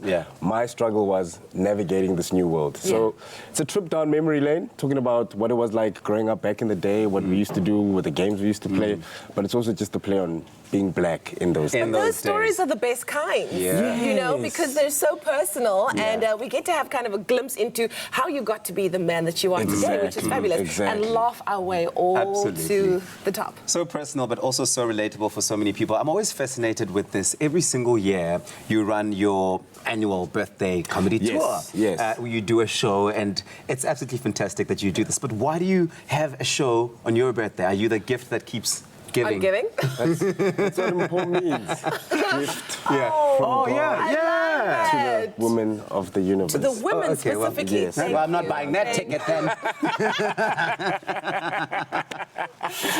But why do you have this comedy tour on your birthday? So for me, I've always found that birthdays are tricky. You know, every year you never know what the plans are. What are we doing? Are we going out? Some people, I'm too old to go out. You know, at first we'd all go to a club or do something. But then I got to a point where I was like, how do I get everyone in my life to one place on my birthday? Family, friends, and the people who support me. And I figured, let's do a show. So every year we fill up a theater somewhere in Joburg, and we started like 3 years ago, and you know, we do about 1,000, 1,200 people every year. Cape Town next year. Definitely. You know what I mean? Definitely. Happy belated birthday. Thank you. I love that. You've won so many awards, and you definitely are at the top of your game right now, and doing so well consistently. I always find that before people get to this point, there's a pivotal moment that happened in your life that led you to this place where you were like, you know what, I think that I can actually make it in this industry, because it is a very tough industry. It's a competitive one. It is. You know, everybody thinks that they're funny up until you have to stand on a stage and make other people laugh. What was that moment for you where you were like, nah, I think I can actually make a career out of this? For me, I think it was the first comedy show that I attended. And no disrespect to the comics that I saw, but it was just, you know, when inspiration hits you instantly? Yes. So in 2009, I'd never attended comedy, and my sister took me to my first comedy show. And I'll never forget, the lineup was Trevor Noah, David Kibuka, Darren Moore, and Martin Jonas. Heavyweights. 75 Rand a ticket. First comedy show at Gold Reef City. I literally sat at the edge of my seat like this the entire show going, I can do this. I was watching them. I could predict their punchlines. I could see where they were going. I was like, That's what I want to do. And on the natural feeling. Power. Yeah, and I haven't looked back since. That's amazing. So you've got your tour starting here in Cape Town this weekend, but where else are you going to be taking it? So after Cape Town, I'm going to Klerksdorp. Yes, nice. Klerksdorp at Rio Casino. Then I'm going to Johannesburg, Gold Reef City, where it all began, full circle. Then I'm heading to Pretoria, Bloemfontein, Secunda. Nice. My big show is going to be in Durban in December. We're doing they've got a arena outside. Nice. And it's a nationwide extravaganza. Yeah. Basically. Oh, and then Witbank and Nelspruit. Oh, wow. Yes. He's working. Yes. Yeah? Working that. Yes. Oh, wow. You're going to be with us throughout the duration of the show. Yes. Okay, lovely. Yes. We're going to get an ab workout today. Are we doing that? Oh, because we're laughing. Because we're laughing. Still waking up, ladies and gentlemen. Okay. Be sure not to miss. Bring my gym clothes. Be sure not to miss the hilarious musings of Mpo Pops in his national tour, Black in My Day, at the Protea Fire and Ice in Cape Town tonight and tomorrow. Now tickets go for 200 Rand and are available from computicket.com. Do not miss it. Everyone's welcome, not just the ladies, by the way. Yeah. Oh, shame. He doesn't want to be left out this one. Oh. Not just for the ladies. Not just for the ladies. As you can see, we're in cahoots. We're having an awesome little chat show about some of the most amazing movies. I was actually just talking about First Man, which I absolutely loved. That one, of course, on the small screen. Let's see which movies have hit big on the big screen in South Africa. I have a feeling we know which one is roaring to the front. Take a look.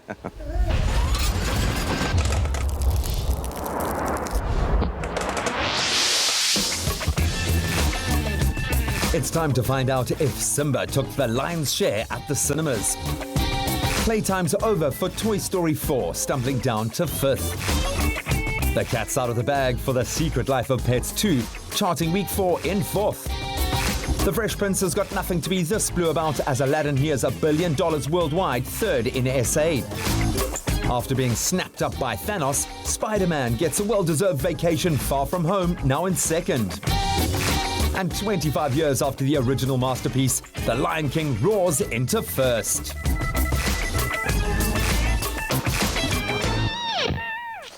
Far from home, not that far from the top, but not on the top spot anymore, Obviously. as you'd expect. My first big question, do you think The Lion King will rake in more money than Avengers Endgame? Will anything ever rake in more money than Avengers Endgame? No, I feel like the market has to bottom out at some point. We're going to have a crash because of movies. Yeah, no, it's crazy. But back in the glory era of movies, not so much when the movie The Current War was being put together, or you were saying the final touches were being put on it, but unbelievable cast. Michael Shannon, one of the greatest. Benedict Cumberbatch, proven his chops. Catherine Waterston and Tom Holland. That's an amazing little cast. And Nicholas Hoult is in there as well. Wow. So set the scene for us first off. Similar, I suppose, like in terms of being a period piece, you've got Benedict Cumberbatch. He was in The Imitation Game, right? Yes, I remember correctly. Anyway, but this is also a story about either inventors or pioneers in their field, but you would Cumberbatch, who is playing Thomas Edison, and Michael Shannon, who is playing Westinghouse. And we take for granted electricity in our lives.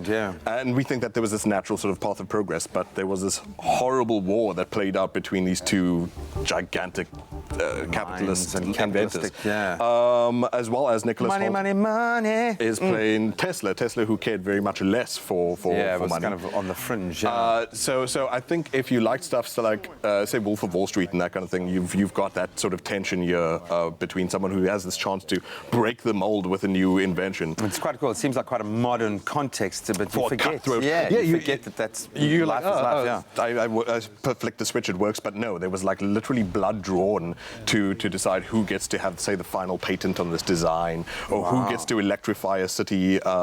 People threcked. People got. There was industrial espionage, and So this is, and it does look like it's filmed in a way that tries to make it exciting rather than just like a documentary kind of thing.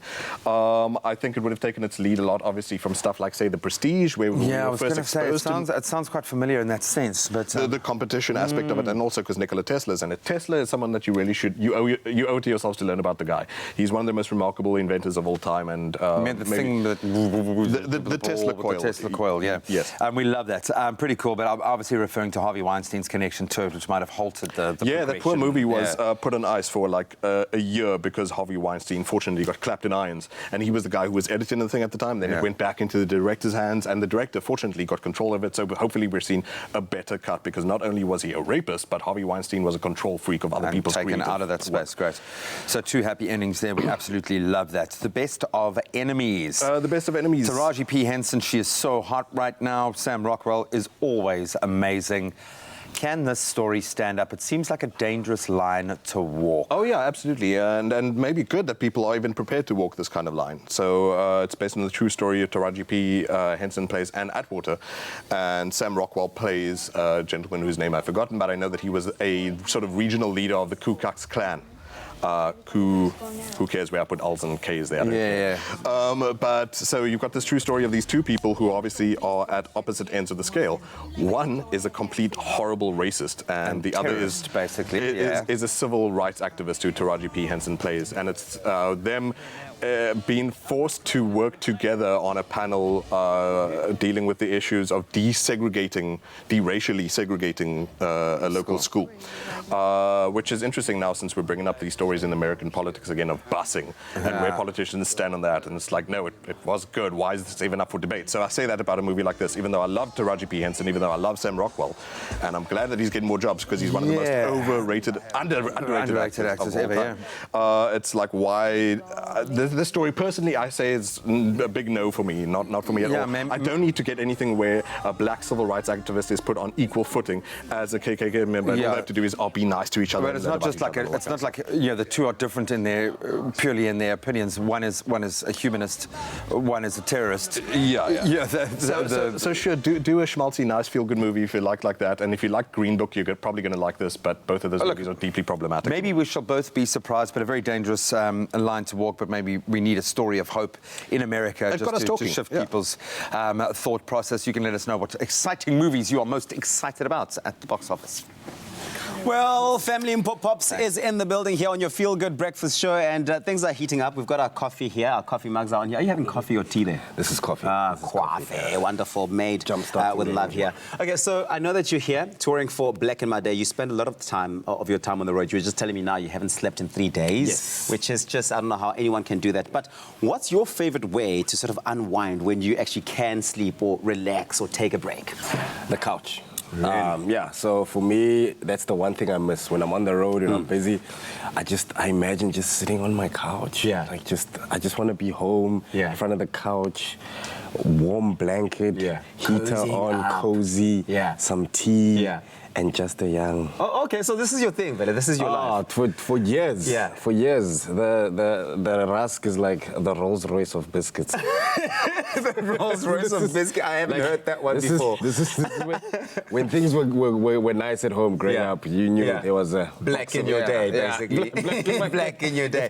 Okay, so and we call them racks. Racks. Rejadi racks. I know that you, based on just this conversation we've been having here, you definitely are not a morning person. This is just like out of your comfort zone. What time do you wake up? I actually do wake up in the morning. I have a human being, so I have to make sure she's up and ready for school. So I'm up in the morning. I'm up at 6:30, but then I come back to finish off. And then so I pause the sleep. I'm like, and then when you resume after you're done pausing twice again, tea or coffee usually? Tea. Tea, coffee if I'm struggling. Okay, I see you've been eyeing these for a while now, the Rolls Royce of biscuits in your life. Because these ones what's your favorite flavor? Poppy seed. Oh, nice. Poppy seed. I can eat those without any moisture. You just like go in. You don't need to dip them. Poppy seed, the ones in the purple box. And how many can you go and have in one go? You want the truth or the TV answer? Tell me the truth. I was hoping just for the truth. I can hit half a box. Half a box in one go. Wow, Pops. Okay, you really do value your racks. So now tell me, if you had to name or give a name or hashtag to your dipping time, what would it be? What would you call it? It would be the yoga dip. The what? The yoga dip. How does that go? Show us. You have to be, because you have to stretch in the morning. So it's combining your morning stretch with a dip. I've never seen this one before. Combining the morning stretch with a dip. That's some Pops. Get the blood flowing. Yeah. And the racks. And then you're good to go. Look, you can have these racks. You can have all of these racks. And in fact, I'm going to give you this box also. The two boxes, are they just display or is there racks? No, those stay here, but you can have this one. How's that? Fantastic. Okay, so let us know on our Expresso Facebook page and our Twitter page when your favorite dipping time is and how you dip. Maybe send us a picture and show us what move you pull. We'd love to hear from you. No, I'll have this one. No, you can have it now, actually. You can Thank you. Anytime is dipping time. Well, still to come on your Feel Good Breakfast show, we have the likes of international fashion model Preeya Sarah. She's in studio this morning. Such a beautiful mixed bag of guests today. Preeya, welcome to the show, my darling. Thank you. I'm so glad to be here. It's so good. And of course, we've got our gorgeous Vio, just making sure that she is all stunning and wonderful. You're a fashion model. Before we catch up with you a little bit later on in the show, your skin is absolutely glowing. And I know what our skin sometimes go through with the work that we do. How do you get that natural glow and maintain the health of your skin? Well, I think that the most important thing is to always cleanse after, you have a long day on set, and it's super important to make sure that all the makeup is off. Yes. That's number one. Number two would be to drink lots of water and I use aloe vera every night all over my face, and I do like a little mask just to kind of tighten and cleanse and also just, hydrate. I think hydration is it. Hydration is absolutely key. Well, there you can see the proof is in the pudding. She's looking absolutely amazing. We are catching up with international fashion model Preeya Sarah after the break. Do not move a muscle.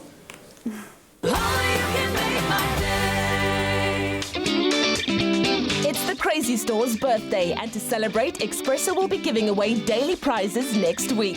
Each day, one lucky viewer stands a chance to win a hamper filled with epic Crazy Store goodies. Ensure that you watch Expresso this Friday morning to find out how you can enter. Don't miss out between the 29th of July and the 2nd of August. We could be calling you live on air to win your share of crazy prizes, thanks to the Crazy Store.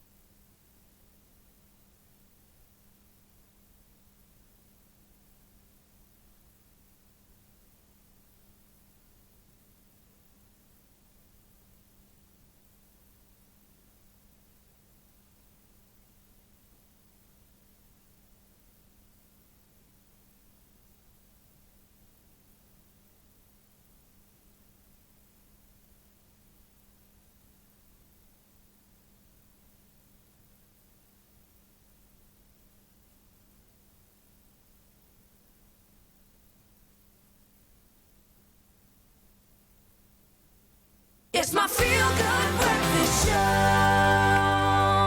Welcome back to your Feel Good Breakfast Show. It's Expresso right here on SABC3. Now, Fridays is all about bringing the dance out in us. And the Dance Your Style regional qualifiers have concluded. And 16 exceptional street dancers from the Eastern Cape, the Western Cape, and KZN and Gauteng are ready to break a leg one more time for a once-in-a-lifetime opportunity, representing Mzansi in the European street dance mecca, Paris, later in the year. Now, we've got Tyler Buerta in studio, Lee Shane Boyson, as well as Shamila Kania with us, representing the Western Cape. Make some noise! Wow, so good to have you guys in studio representing the flag for South Africa. Of course, later on in the year, it's going to be fantastic. Tyler, I'm going to start off with you. Let's talk about the Dance Your Style finals that's taking place on Saturday, the 3rd of August. This is happening at the Newtown Music Factory in Johannesburg. What can we expect from the event? So, there's so much you can expect. So you can expect like lots of the top 16 dances going to be so like creative. There's going to be on point. There's going to be high explosive movements, lots of energy, all those crazy things. Yeah. I love it. I love it. Lee Shane, am I correct in saying that at this particular event, DJs are just going to select a particular genre of music and then the dancer has to bust out the moves? Yes, definitely. What? Definitely. Are you serious? It's all about being able to interpret what the DJ is going to play. Yeah. So, like, I think all of the dancers that are on the list are going to be amazing with their gift, and they're going to be able to interpret the music with their style. So you need to actually be very versatile then in a competition like this? Yes, definitely. Is there any particular genre that you gravitate towards? Me personally, I like to mix. I like to mix my styles. Wow. So I think it gives me a bit of an advantage. I love that. Shamila, when it comes to this particular competition, how important is it as a dancer? Because I know that with dance, sometimes we all have our genres that we gravitate to. How important is it for you to be versatile, especially when it comes to something of this nature? Because this is a representation of your specific style, I think it's taking your style and breaking the boundaries of what people think that style is and representing it in a really, I don't want to say good way, but in the way that you feel to express it. So I do think it's very important as a dancer to be versatile, but also listening to various types of music and being able to adapt your style to any song. And of course, I think that it's never been more competitive than in this day and age because dancers are bringing it, absolutely bringing it. Now, there will be 30 countries who will be taking part on the 12th of October where the global champion will be crowned. For each one of you, which country do you think is going to bring it the most? Because we already know South Africa's bringing it, that's a given, okay? But if you had to say which one that makes you just a little bit, a little bit nervous, which one would it be? Tyler? That's a really tough one to answer. I don't know. They're all really dope in their own ways. I can't answer that, to be honest. I don't know. For me, I think the Asian countries are gonna bring a different element because of the dynamic movement and because of the culture and because of how they put things into dance and what they've been doing in the world. I think they stand a good chance. Well, they stood a good chance up until you guys. That's why I was asking. The Dance Your Style regional qualifiers just concluded. And of course, the 16 exceptional street dancers from South Africa have been identified. They are going to represent us in a phenomenal way when it comes to Saturday, the 3rd of August, and also the 12th of October when the global champions will be chosen. And I have a very, very good feeling that it might be these three right here. Putting it out there. That's be like the coolest looking couch we've ever had in studio. I know. I want to be just like them. I want to look just like them. I need to be cooler. Must get cooler. Please. We love the saying, the harder I work, the luckier I get, and I think it certainly applies to that panel. By the first time we see, say, new talent on TV, generally, chances are a person has been working incredibly hard at crafting that talent long before you see them get their break. And in our new Mac Spotlight on Emerging Talent, Mac believes that every performer, every person out there, in fact, has a light that needs to shine. Absolutely. Now, they've got this brand new series, and this time around, this week, we're shining the spotlight on young talents. But they are on their journey, these people, so that others may be inspired by their examples. This week, we're looking at a project of someone who is being shown the light on, an aspiring presenter, Zina Rose Msimang. Take a look at this. Shine, baby. Shine.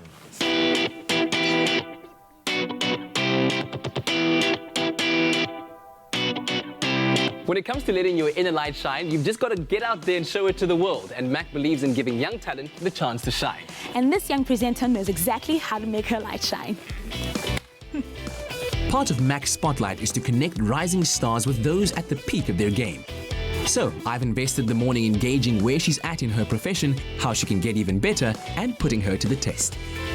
How would I describe the art of presenting? I think it's a delicate dance of preparation, creativity, presence in the moment, energy, liveliness, certainly a lot of accountability and responsibility, because broadcasting is that for me. It's a mixture of all of those things. The entertainment world in that way, but I know, right? We all are. My presenting career started when I was 16, when I did a presenting course at Stage Dress Performing Arts School. And from there, my passion just grew for it because I was seeing your Katlehos and Bonangs do their work, and I really, really enjoyed seeing them, so I wanted to make it my own profession. I auditioned for the Born to Perform platform, and the producers were so happy with the work that I'd done because I put a lot of my energy into the audition. So I got in there and they decided to make me the face of the show, and so that's when my work started. I would put in all my hours, make sure that I knew my stuff, and did also behind the scenes work where I would research a lot on presenting, a lot on actors and things like that. So that's how I was discovered. If I were to sum up my story and the hard work it took to get me where I am right now, I think it was just a constant and persistent work ethic, and at every given opportunity making the best of that particular moment, whether it is an interview with somebody unknown or somebody world famous, treating those two interviews with just as much respect, not just for the individuals themselves, but for the final audience who will be listening in and watching that interview. It takes a lot of dedication, a lot of hard work, a lot of hours that aren't necessarily immediately rewarded, where you don't necessarily see where it might all be coming together. But at the end of the day, hard work truly does pay off. Eitan, thank you very much, man. Only a pleasure. You're awesome. Nice. So I'm hanging out with Katleho, my boy, right now, and I just want to find out, like, how is everything going right now? So far, so good. This is day 3 in our new studio, and we are really, I think, finding our way around this new energy, this new space, and in fact, very soon I'll be chatting to JP Sebastian about the latest movies that are releasing at the cinema. Lovely, and you're enjoying the new space? Absolutely loving it. I hope you're enjoying it too. Listen, I'm having a great time. How I stay dedicated and disciplined is by practice, perfect, and perform. My dream as a presenter would be to be able to work for Expresso and host the Oscars, as well as being able to rub shoulders with people like Katleho and Bonang and Mini Dlaminis, and being able to work with them on set and see how they are like. Have a seat on the couch. That was a lot of fun. These are new, by the way. Yes, we feel new. They only arrived. You sit down and it just... you just sink into it. You're like... So tell me, what do you love about presenting? I think what I love about it most is the ability to connect with people on a variety of topics that I think are of interest to so many people, and that in itself I think is a privilege. And to be able to connect with so many people all at once, whether it's through social media or through the show itself, broadcasting on SABC TV, is an enormous privilege that I have a massive respect for. Yeah. So what advice could you give me as an aspiring presenter? I think the best advice I could give you is to really have fun. The time that we are afforded as broadcasters and people in the limelight can be very, very short-lived. And so for the time that you are in it, make the most of it. Live boldly, colorfully, fully at every single given opportunity. Let your talents be exhausted, exploited. Use them as much as possible, because you never know when that spotlight might go away from you, and so you make the best of it while you're here. But I've got a bit of a challenge for you. I want to see how you operate in our environment. So I've got our teleprompter set up for you, and I want to see how you read a link and how you interact with the camera there. Right, let's do it. Come in. So it's this one over there. Okay. Here it is. So this is the place where we do the news, the traffic and weather report, and of course we use the teleprompter that has all the information that we need. So we've got a little link set up for you over there. Okay. Compose yourself, try and ignore everything else that's going on around you. Right. And then deliver when you're ready. Okay. Okay. Cool. Being a presenter may be a life filled with lights, cameras, glitz and glam, but getting to the top is no easy feat and requires years of dedication and perseverance. But with the right mentors and dedication to succeed, it will soon be your time to shine. That was very well done. That was very, very well done. Thank nice you. and clean, well-spoken, well-paced. Thank you. Meeting Zina for the first time, you can clearly see that she's got a bubbly, warm energy about her that exudes into the room that is really infectious. And when I put her to the test on the auto cue machine, she was immediately confident, delivered it perfectly, and I think she's got really great potential. All right, so we're going to try this and pretend that we're doing it together. Awesome. On our own TV show. Yeah, of Shall course. we? Cat and So you, Zena. you take the KZ. You take the first bit. I'll do the last bit. Awesome. All right. 3, 2, 1, go. Being a presenter may be a life filled with lights, cameras, glitz and glam, but getting to the top is no easy feat and requires years of dedication and perseverance. Yeah, but with the right kind of mentors and dedication to succeed, it'll soon be your time to shine. Well done. Yes. You're made for this. Come on. Come on. Mac works really hard on tough stains, so you don't have to worry. Oh, Steve, didn't you say love always leaves a mark? But it does. And yeah, let the real you shine through. From one rising star to another, the Dance Your Style competition is a competition that seeks to find the world's best street dancers. And the South African finals will be taking place on Saturday, the 3rd of August. Here to show us his tricks is Tyler Botha, who found his passion for dancing at the age of 12 and took part in his very first dance competition and absolutely killed it. Here he is with a sneak peek of what he is going to bring to the finals. 1, 2, 3, 4.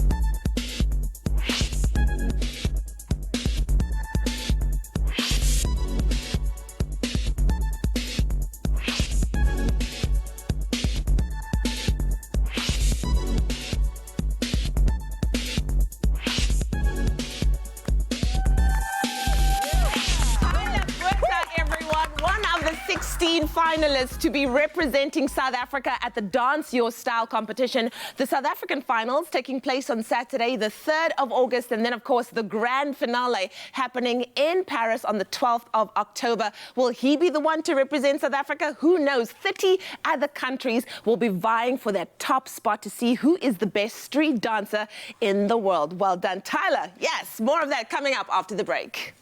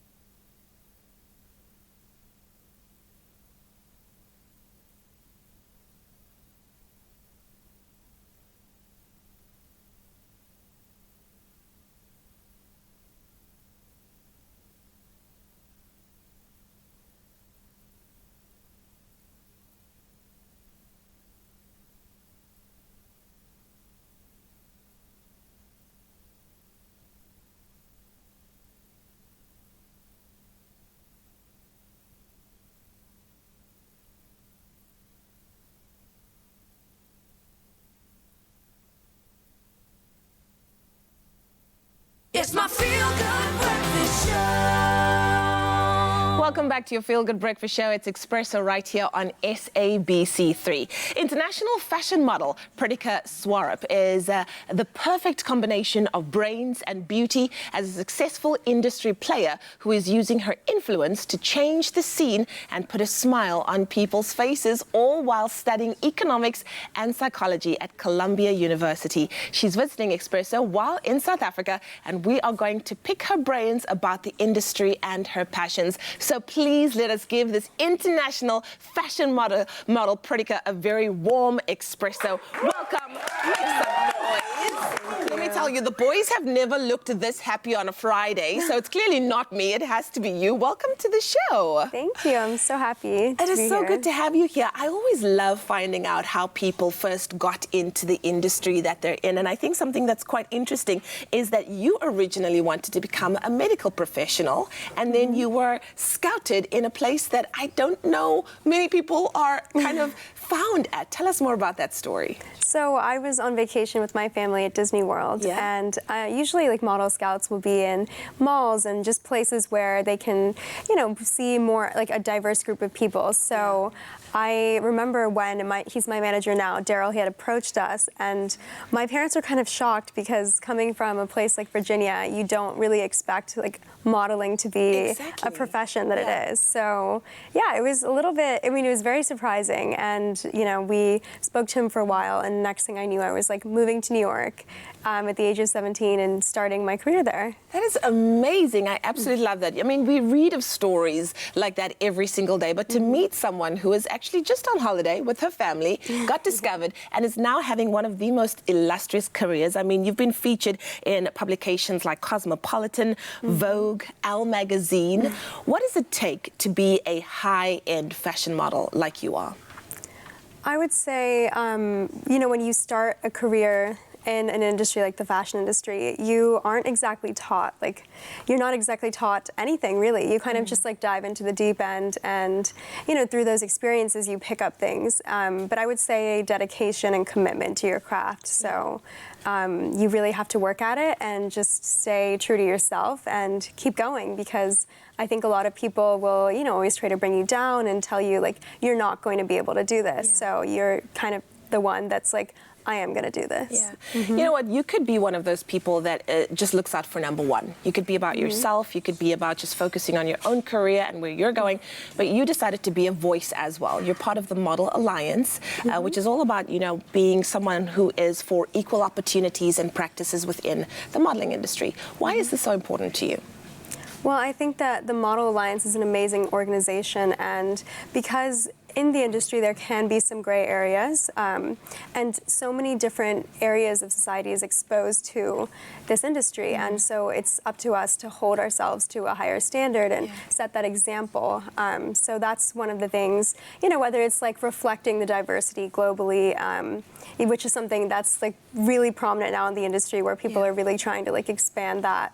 But I just feel like that is something that we should all set ourselves to, like that higher goal. So I really believe that that's what the industry does. I love that. Something else that I love is the reason why you're in South Africa at the moment. You are an ambassador for Operation Smile. Yes. Tell us more about how that partnership came together.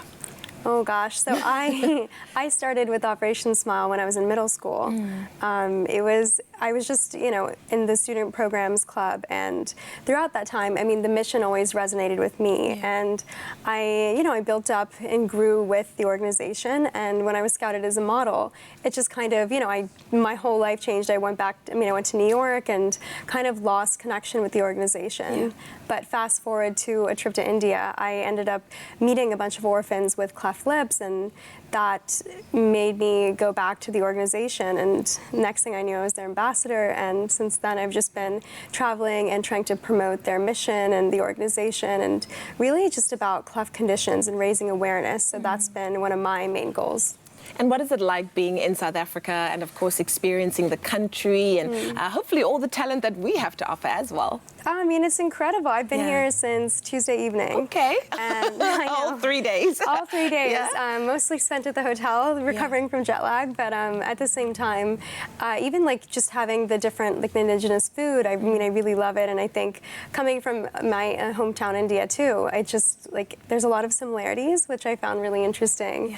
And I'm just really excited to like have a weekend and experience the culture. Well, it's going to be a beautiful weekend weather-wise. I think you're absolutely going to enjoy it. But thank you so much for joining us and lending your voice to an important platform like Operation Smile, making a difference every step of the way, being a part of the Model Alliance, fighting for equality for all models and people. And I think that that's why you are absolutely stunning. We've got international model Preeya Sarah at our Feel Good Breakfast Show, and she has been absolutely incredible. One more hand for this absolute beauty. Thank you so much. Thank you very much. JP, isn't she lovely? She is, yes. An excellent person. I'd love to hear more about her academic background. But anyway, that's just something else I was thinking about. Who knows?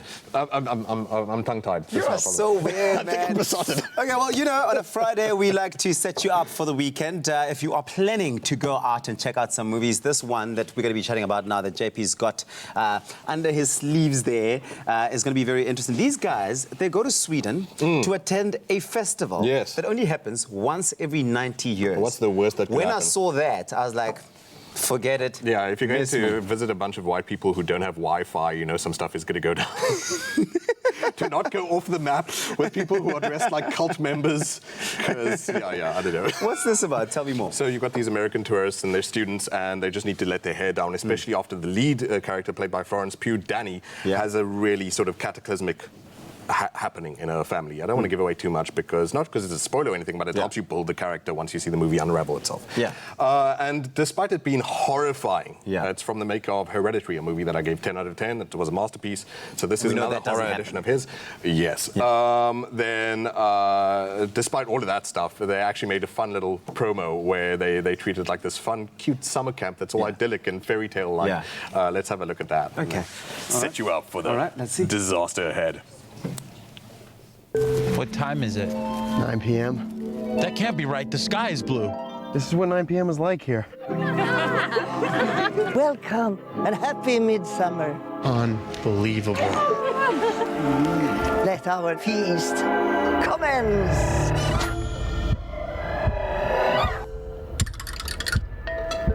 It's like they're trying to make it gross. What are they playing? Skin the Fool. Skin the Fool.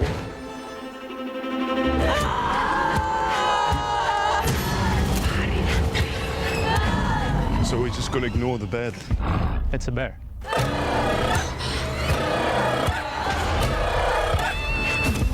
Dude, of all the things to let me sleep through.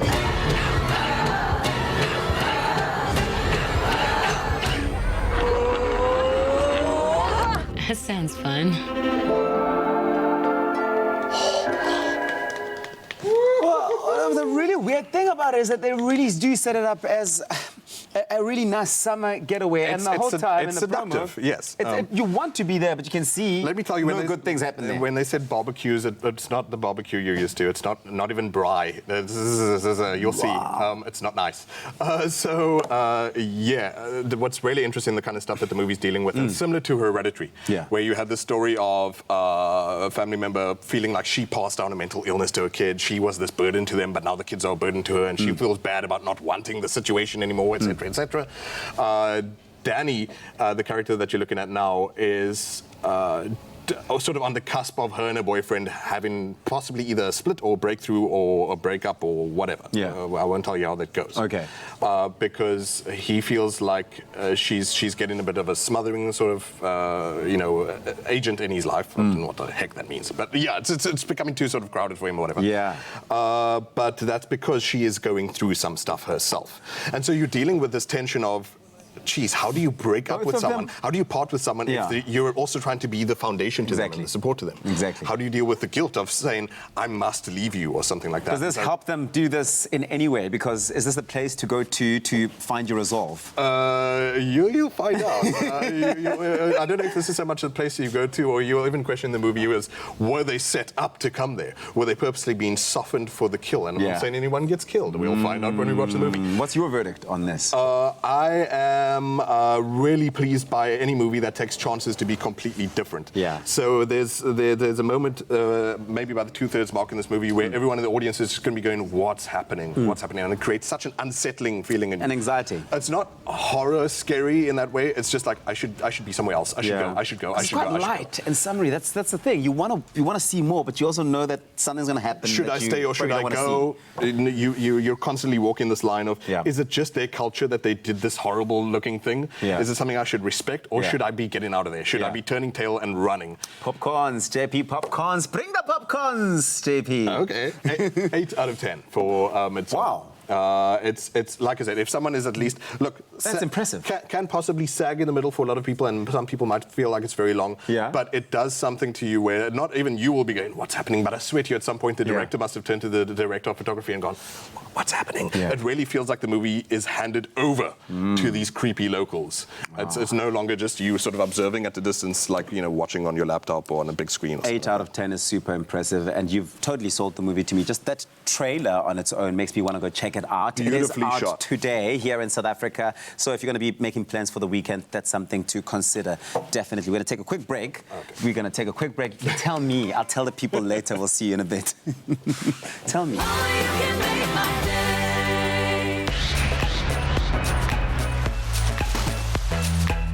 I'm Brendan Paper. I was on Tropical Island of Treasure Season 8 with Lizanne Lazarus. We were Team Red and we won. I brought the brains and Brendan definitely brought the brawn. And together, we made a smooth team. Tropical Island of Treasure was a great experience for me. It was my first time overseas. I've never been out of South Africa. So being there was like a dream come true, and it's a fairy tale. From the moment the first episode started airing, it was instant fame for me. I mean, Durban is a small town, and I literally became like Durban's little sweetheart. Everywhere I went, people were watching the show and supporting. For us as artists and musicians, it's great exposure. I broadened my horizons to a new market. Well, if you're talking about fame and fortune, I mean, R500,000 rand ain't that bad.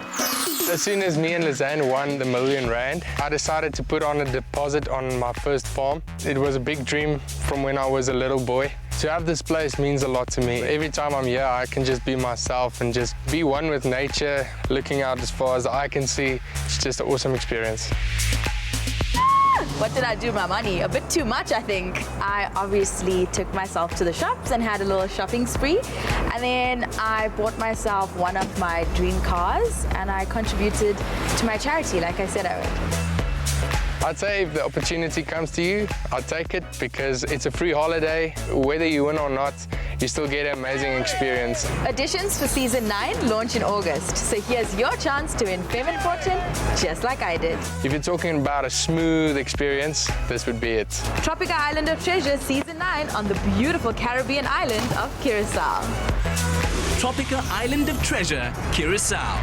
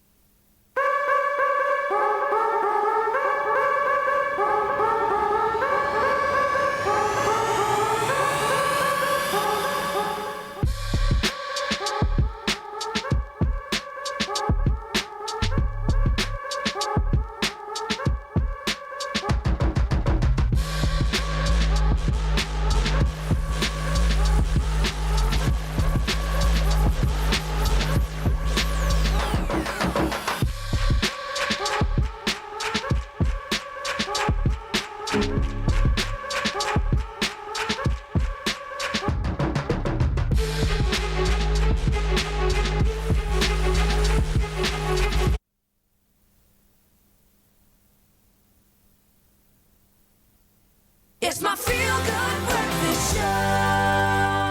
Welcome back to it. It is your feel-good breakfast show. It's Expresso, the Friday edition of it. Thank you so much for tuning in and waking up on the right side of bed, waking up with us.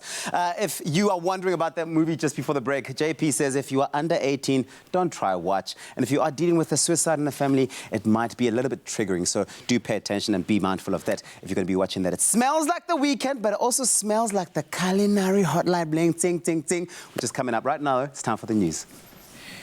Thank you so much, Tabiso. In the national news this morning, the Passenger Rail Agency of South Africa said in a statement yesterday that its commuter rail operator, Metro Rail, would provide limited commuter service due to a national strike around the country today. The PRASA statement said this was because critical safety staff that the commuter service depends on would also likely be participating in the industrial action. Train drivers will embark on the mass action to demand better working conditions, including enhanced security and the implementation of railway safety guidelines. Gauteng Premier David Makhura is going to set up an inquiry to probe the escalating taxi violence in the province. Makhura says his government wants to know who's behind the killings. Gauteng MEC for Transport Jacob Mamabola said there's a need to modernize the taxi industry. He said the Gauteng government is looking at partnering with some of the universities in the province to train taxi operators on various issues, including customer relations and managing their business. Now moving further abroad, some 115 people are missing and feared to have drowned, and another 134 were rescued by Libyan coast guards and local fishermen after a wooden boat carrying migrants capsized off Libya, a Libyan Navy official said yesterday.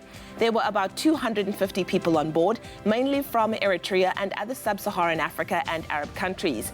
Libya is a hub for migrants and refugees, many of whom try to reach Europe in unseaworthy boats. The latest shipwreck takes the death toll of Mediterranean migrants to over 600 this year. Paris saw a new record high temperature of 42.6 degrees Celsius yesterday amid a heat wave that keeps breaking records across Western Europe.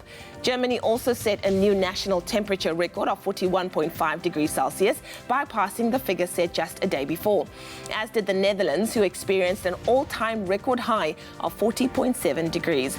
The UK had a record temperature for July of 38.1 degrees, with trains told to run slower to stop rails from buckling. The UK's National Weather Service said climate change has increased the likelihood and severity of heat wave episodes across Europe. And then finally, Washington politics watchers did a double take yesterday at pictures showing Donald Trump in front of a presidential seal manipulated to make the eagle resemble Russia's two-headed version and clutching golf clubs instead of arrows. The prank seal was projected onto a white background while behind Trump as he addressed a right-wing student group on Tuesday. However, no one noticed the changes until the Washington Post ran a story yesterday. The transformation of the American bald eagle into the Russian version probably pokes fun at Trump's controversial Moscow links and the golf clubs at his passion for golf. Moreover, where America's motto E pluribus unum should be, were instead the Spanish words that said 45 is a puppet.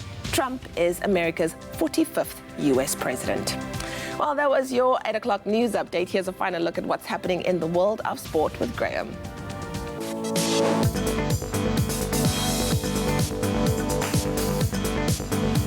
Wrapping up some of those headlines ahead of a bumper weekend of sport. South Africa's Kaylene Corbett and Tatjana Schoenmaker both qualified for the 200-meter breaststroke final. It was after finishing second and fourth, respectively, in their semi-finals at the World Swimming Championships in Gwangju, Korea, yesterday. So on Tuesday, Schoenmaker finishing sixth in the final for the women's 100-meter breaststroke. She'll definitely be looking for a better result in the 200-meter event that's taking place tonight. Bit of a surprise in cricket after suffering a humiliating first innings of 85 all out. England's batsmen once again struggled, losing 7 wickets for just 77 runs in their one-off test against Ireland, currently playing out at Lord's in London. However, night watchman Jack Leach guided the ICC Cricket World Cup winners to 303 runs after posting 92 from 162 deliveries to steady the ship somewhat. Rain and lightning flashes all cutting the second day's play a little bit short, but England were on 303 for 9 in their second innings, 181 runs ahead, so not completely out of it yet. Then things certainly heating up in France on and off the roads. Colombia's Nairo Quintana won a mountainous stage 18 of the 2019 Tour de France. That while Frenchman Julien Alaphilippe, he retained the overall lead and the yellow jersey. Quintana attacking from a leading bunch 7 kilometers from the summit of Cabbage with a fine solo victory. Frenchman Romain Bardet, he took second place behind Quintana, who snatched his third career Tour stage win. And that's a wrap of your sport. All the best of luck, of course, to the Springboks taking on the All Blacks tomorrow morning in New Zealand.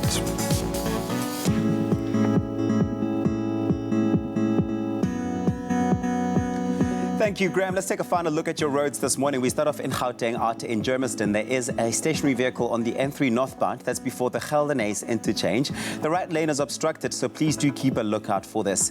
In the Western Cape, in Belleville, on the N1 inbound, there is congestion between Jiptiacher Avenue and the Koeberg interchange. The average travelling speed over there is 10 kilometers per hour, with delays up to 30 minutes. And off to the trains, all train lines are delayed by approximately 60 minutes. This is due to speed restrictions, sets out of service and planned strike action. Please make use of an alternative mode of transport this morning as trains are operating using the Sunday train timetable. Take it easy on the roads. That's where we leave it for this morning.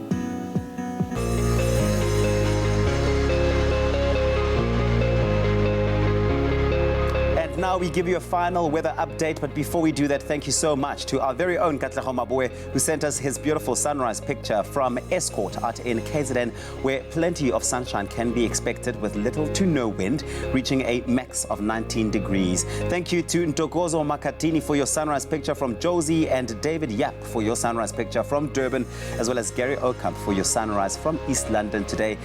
Josephine Pickstone, thank you very much for your picture that we got from Cape Town. Lastly, that was beautiful. That was a beautiful picture that we got from Escort out in KwaZulu-Natal. Everybody, thank you so much. And now we take a look at those temperatures across the country, starting off in Polokwane with a low of 7, reaching a high of 25. The highest temperatures in the country today, that's in Mbombela, 13, reaching a high of 29 degrees. If you're out in Pretoria, 6 and 25. Johannesburg, 4, reaching a maximum of 22. If you're in Mahikeng, Bokoni, Bupirima, 6, reaching a high of 26. It's clear skies for Klerksdorp today, 2, reaching a high of 24 degrees. Kimberley, 4 and a high of 24. The lowest temperatures in the country today, that's Bloemfontein, 0 is your low and your high is 22. Richards Bay, you can expect some showers today, 16 is your low and your high is 25. Pietermaritzburg, 9, reaching a high of 20. A northeasterly wind traveling at 13 kilometers per hour for Durban today, 15 your low, reaching a high of 23 degrees. Mthatha, 2 and 20. East London, 12 your minimum and your maximum temperature is 20 degrees. A really cold start to the morning for Craddock today, 2 is your low and your high is 22. Port Elizabeth, 10, reaching a high of 19. If you're out in George, 11 is your low. You will peak at a temperatures of 18 degrees. High humidity for Sutherland today, 7, reaching a high of 17. Cape Town, 9, reaching a maximum of 18. High humidity for Worcester today, 7, reaching a high of 22. Springbok, 12 and a high of 20. Northeasterly winds traveling at 15 kilometers per hour for Uppington, that's 12, reaching a maximum of 28 degrees. It seems like it's going to be a clear day for most parts of the country, but do keep warm, and remember, we want to see those sunrise pictures. So wake up bright and early on Monday. Send those through to us on our Facebook page, Expresso Morning Show, SABC3. Now, we've had incredible dancers on the show this morning, and Shamila Kania is one of the 16 regional finalists, hoping to make it all the way through to the global finals for the Dance Your Style competition, which is happening in Paris on the 12th of October. You might remember this face because she was one of the core dancers on House Party 5 as well as Honey 3, and she's going to give us a little bit of a taste at what she is going to represent herself with in the South African finals happening on the 3rd of August. Take it away, Shamila.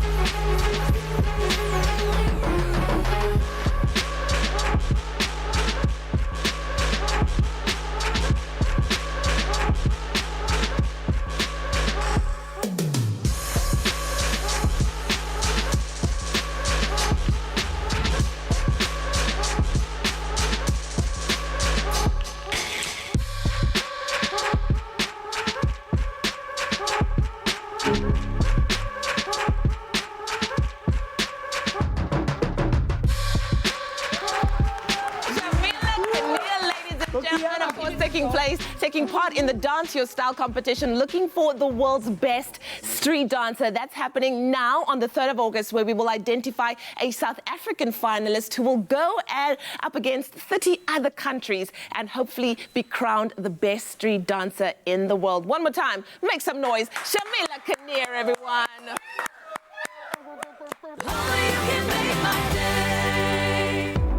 Get an insurance quote and stand a chance to win one of 6 Samsung S10 smartphones. Simply SMS the keyword funeral to 31492 for a callback and quote, and you could be a winner.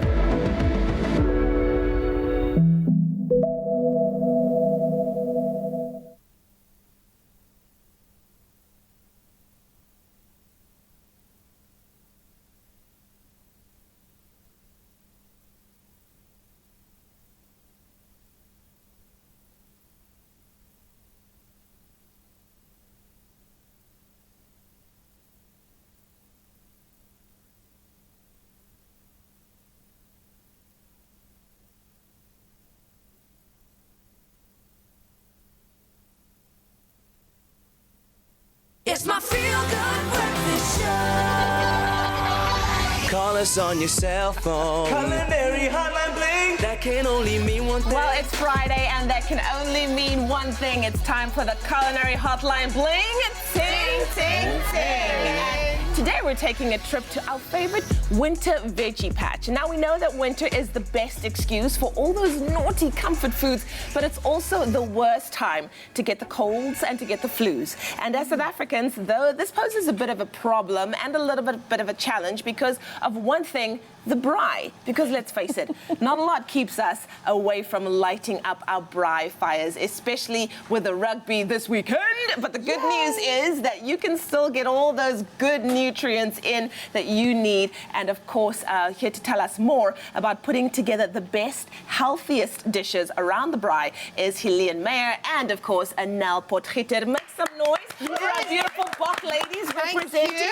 Thank you. And so good to have you in the show. Yes, always great to be here. Representing all the way, and of course, Nell, you know, I love you, girl. I love you too. Okay, so we've got this beautiful array of vegetables here, which just makes me so happy. But which one are we going to start off with first? Because maybe we should start off with my favorite, pumpkin. Always good, and it's or one of butternuts. Yeah, you can use either. This is one of my favorite dishes. Yeah. And it's very basic and simple. And to me, the beauty of a dish like this is the fact that you have got elements that complement one another. I love it. And everybody enjoys it. Even those that say I don't do salad end up dishing a second time. But you know the nice thing about this salad is it's got such a heartiness to it. Yes. You feel almost like a meaty texture sometimes when you're eating it together. And it's filling too. Yes, definitely, because you've got butternut and cauliflower and chickpeas. Ooh. And we're going to add some lovely creamy avocado. Levels. Thanks for slicing that so long. And this was literally just roasted in the oven. And the beauty of this dish is you can have it straight from the oven or at room temperature. So if you need to have your side dishes ready tomorrow morning before you watch the game, you can prepare this tonight or tomorrow morning early, and it can just mingle in the flavors until you're ready to serve it, and then some fresh herbs with it. Yeah, what I like about that is that we use cauliflower. I love cauliflower too. It's taken a whole new life for me because it's so versatile. And it's low in calories, high in fiber, and 1 cup of cauliflower has got 5 grams of carbs. While rice, a cup of rice, has got 45 grams of. So it's 9 times more carbs than rice. Yes, but you can also make cauli rice. I know. Definitely. That's a nice thing too. You can make a delicious puree. You can roast it and caramelize it. I mean, just look at this color and that nuttiness that comes from the cauliflower. It's way better than any overcooked head of cauliflower smothered in cheese sauce. So this is really an easy, straightforward, delicious combination. So that is just roasted. What I like about this, you have rooibos tea. You've got rooibos tea. That's very interesting. Often people would use stock to get some moisture into a dish. But I've mixed the oil and the seasonings with a strong rooibos tea. Oh, wow. And then you toss the vegetables in it. It gives the vegetables moisture. Okay. But if you roast them in a single layer like this, you don't want them to dry out before they're cooked. So the rooibos tea helps to keep them moist. And obviously rooibos tea is very healthy. So you do get those benefits included. So there's nothing what shall I say, wrong about this dish. Everything is healthy. Such a health freak, Gillian. Yeah, but it's so healthy. Yeah. If it's lekker, then it's healthy, then it's a double bargain. And Leanne, I just want to say, against contrary belief, my mother always said that pumpkin is going to make my cheeks go red and going to make the hair curly, but it's not true. Oh, really? Didn't it happen? Red cheeks and curly hair. It didn't happen. Oh, Mom, but at least you got you to eat your veggies. You got to do whatever you can. All right, so this is a possibility for anyone who's going to, or everyone who's going to be watching the game between South Africa and New Zealand on Saturday. How many people does a salad like this feed? That's what I always want to know. If this is a side dish, then I would say 4 to 6 portions, depending on the other elements on your table. But if you are serving this as a vegetarian meal, I would say about 3 portions, because then that would be, and as we discussed earlier, if you don't want to use the feta, it could also be a vegan meal. Okay, I see what you mean. So there's a little bit of everything in there for anyone. If you would like our delicious roast butternut and cauliflower salad, and there's some chickpeas in there and some avo and all the good things, all you have to do is SMS the keyword roast to 33728. We'll gladly send you the ingredients list and the link to the recipe, and you could be making this yourself. Another thing about the butternut, 3 tablespoons of butternut equal is 1 vegetable of your 5 veggies a day. So we need to get in 5 veggies. So if you get like 3 tablespoons in, counts as 1. So daar you check it, And I always say, if you eat with your eyes first and you think, this looks good, then it will be good. And this is definitely does. Does this need a dressing or not? No, because everything else is quite moist, and the avocado gives you that sense of creaminess. I never, if you want to, if you did roast it a little bit longer and you want to drizzle a glug of olive oil over this or avocado oil, that would be delicious. Do you know or what just I a love? squirt of lemon juice would be fantastic over this. I love the fact that the salad has everything. It's got the creaminess of the avo. It's got texture because we've also got the chickpeas roasted in there. chickpeas. Oh, it's just goodness. Yeah, they're all nice round. and crispy. So they are like little nibbles of goodness. You didn't put any salt in it, because I taste that the feta actually is enough to give the you salt see in. there? Oh, I love it. Roast to 33728. We'll gladly send you the link to the recipe and the ingredients list, and you could be making this delicious roast cauliflower and butternut salad, perfect as a side or as a main dish. All sounding absolutely amazing. I think the box will be inspired by the healthy dishes, but we're going to now turn outward. Well, sort of. We're going to continue on our grooming journey, but it's still in a very personal space. And Vic has taught us that most guys tend to have at least one key beard style. I certainly go for the stubble. I know that that works for me, and that's something that we always stick to. Now, not our resident film critic, JP Sebastian, never one to be pigeonholed. He goes from clean-shaven to goatee to full beard with ease, and it's only dawned on me now that you do kind of shift your look quite dramatically, and the hair gets bigger and it gets smaller, but your beard, it does morph. You have a polymorphic beard. I don't know if these are conscious things. Usually it's kind of spur of the moment. I'm like, I've just cut too deep. I have to be shaved clean now. Like, I can't be lopsided. There's no thought process behind it at all, I promise you. Oh, dude, that's exactly the same as me. Like, the fact that I have stubble was not a conscious choice at the beginning. It was just like, I let it grow out, and I was like, I'm not going to shave every day at 4 in the morning before I come to show. And then I kind of became invested and adopted. But if you had to choose one that you enjoy the look of, I know you're not a particularly... I suppose recently, kind of... and as we can see on that traumatized looking photo there, that's me just dealing with being awake at 4 a.m., is that Salt Bay guy on Instagram. I was like, that looks handsome, I'm going to try that. So he does this interesting thing where he's got these gaps here, and apparently what you got to do is, I don't think you can see a picture there, but like if you shave at the corners of your moustache in the shape of yourself smiling, then it looks like you're more pleasant, but I'm actually deeply horrible. I'm a bad guy, don't talk to me ever. No, you're a lovely smiling guy. We've got a bit of a short beard look there, and there's like Jason Momoa vibes there. Oh, thank you. Wow. I promise you from the bottom down, it's not Jason Momoa at all. He says humbly. I dig the fact that you can experiment, and that it is a part of every guy's kind of look and feel. You want to take care of yourself, take care of your beard, but we all kind of have hang-ups, and I've realized how many misconceptions I've had. Is that you? Oh, look at that. That's yours. Oh, baby face, sweet. Graham's little doggy. Just too sweet. So what is your ideal now? What would you like to sport? Well, I'll tell you what I'm trying to do is, so I'm 34 now, so that means I'm learning how to shave my beard. Actually, we've all done it. That's a shame. And so I'm here to you as a mentor. I'm trying to make these steps. Graham, I want to ask you, how much neck beard is too much neck beard? So am I pushing the boundaries here? Well, is this in the danger zone? No, dude, there are a number of kind of ways of looking at it. So for me, I want the stubble, but it still needs to be clean. My face needs to be, everything that's visible on screen needs to have makeup put on it. So having the stubble there, it's very difficult to apply makeup to, which is one thing. Having a bit of a gradient is quite cool. So what you're doing, there's nothing wrong with that. That's so supportive. Yeah, there's absolutely nothing wrong with that. But then you want to make sure that there's like a nice fade, that it's not too much of like a solid line where it looks like you just haven't shaven. You don't want to look like a Lego block.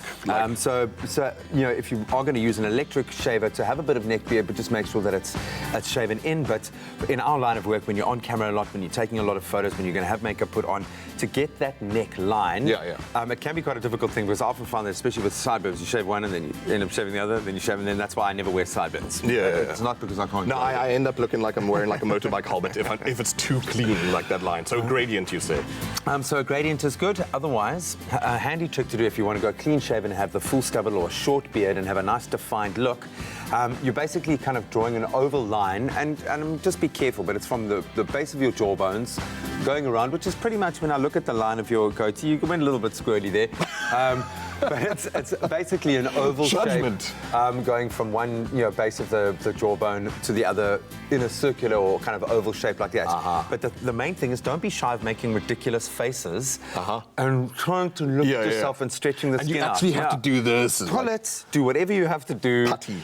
But that is the most important thing, so you can get the skin nicely stretched out, so you can get a good shave, and then use something like the edging blade on the Flex 5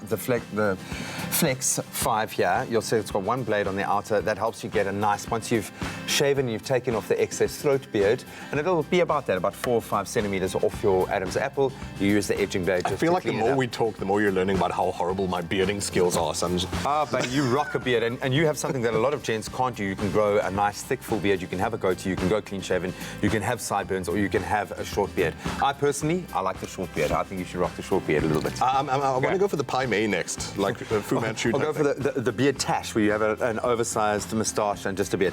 Now, dude, you've got this. I have absolute faith in you. I'm even going to give you one of these. I'm going to shove these in. You're not giving, I'm taking. I'm giving it to you. As you can see, all of us need to be thinking slightly differently about the way that we take care of ourselves and master our look, and you can really have a lot of fun. Starting these kinds of dialogues around men's grooming is key to mastering your look and also just enjoying it. As big as their Flex line of premium disposable razors, now available at leading local retailers, really can help us get the job done. But you can visit za.bigworld.com to learn about their full product offering. And remember that if you purchase any Big Flex razor and WhatsApp that copy of your till slip to 082 255 3706, you could win a 1,000 Rand Superbalist voucher every day until the 12th of August, and they will be loaded immediately. So get on it. Terms and conditions can be found on expressoshow.com. So that number again, 082 255 3706. In fact, you can go to the bathroom and shave right now. Go. I can take a hand, honestly. Thank you. Well done.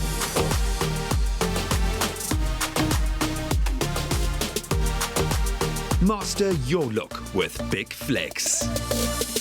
Well, one of the most exciting things about working on this show is that one thing we've got in common. This is everyone from the presenters that you see on screen, the crew members, and every single person that's involved in making this show happen, is that we love to indulge on a Friday. We're always looking for like a nice little sweet treat. So much so that Princess and I have decided that Fridays are hashtag Sweet Things Fridays. That's it, hashtag that. What's fresh this morning, Princess?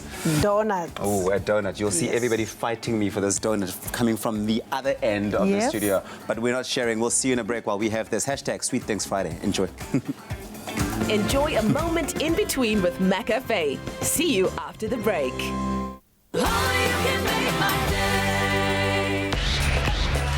Hi, I'm Brendan Paper. I was on Tropical Island of Treasure Season 8 with Lizanne Lazarus. We were Team Red and we won. I brought the brains and Brendan definitely brought the brawn. And together, we made a smooth team. A Auditions for season 9 launch in August. So here's your chance to win fame and fortune, just like I did. If you're talking about a smooth experience, this would be it. Tropica Island of Treasure season 9 on the beautiful Caribbean island of Curacao. Tropica Island of Treasure, Curacao.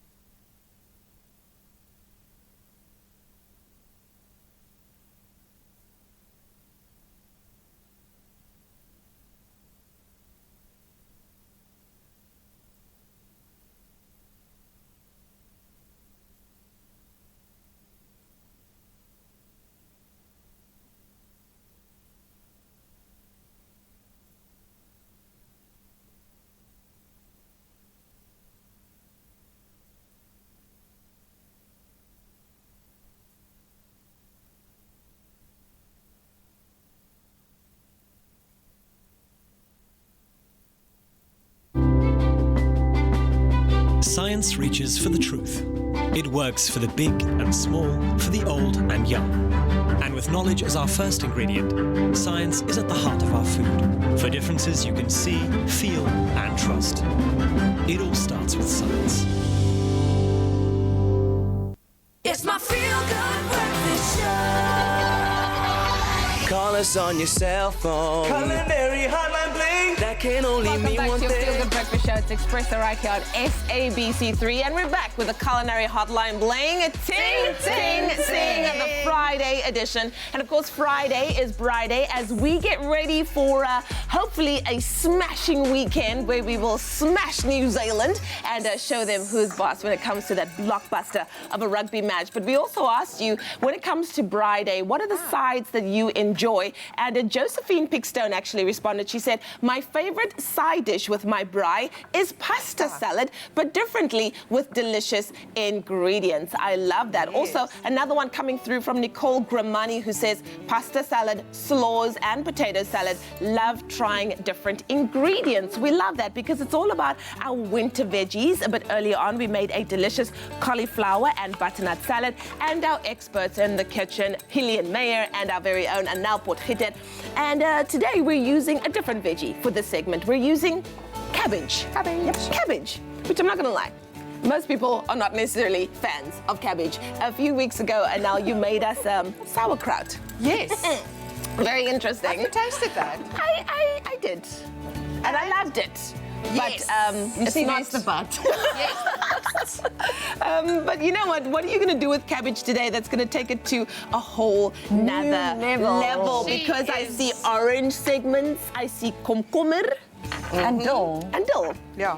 Do you know dill? I know dill. I know dill. All right, so what are we going to be using today with our cabbage? I've made a dressing here with apple cider vinegar, a little bit of honey and oil, olive oil, or avocado oil, whatever you prefer, with fresh dill. And this is going to be used to marinate the cabbage and the cucumber a little bit. Okay. Almost like a fresh pickle, but it literally just marinates for 15 minutes. All right. So that gives it a lovely sort of extra flavor, and the crunchiness of the cabbage is softened slightly, but without it going pop. Yeah. There isn't an English word for pop. No, we don't want it to go pop, pop. But it doesn't say the same. Oh, right, but pop is so much So we better. don't want it pop. And then we found out that cabbage belongs to the group of cole crops, which means that it's closely related to broccoli, cauliflower, and Brussels sprouts. Daar's 'n hele koolfamilie daar buitekant. Niggies, neefies. Ons het broccoli, ons het bok choy, ons het Chinese cabbage, ons het daar's so baie in die koolfamilie. And they're all really low in calories and rich in fiber. Yes. A perfect thing to eat. Beautiful. And then the So we're gonna combination marinate of the cucumber and cabbage with citrus. Smells nice. And it's all seasonal. It is, so you yeah. can make your own combination of grapefruit, oranges, whatever you like. Oops. And to get the segments to look pretty, you literally take the top and the bottom off the lemon, the orange, and then you sien lemoen en suurlemoen from the orange, and then you just cut the skin away without losing too much of the flesh. Yeah.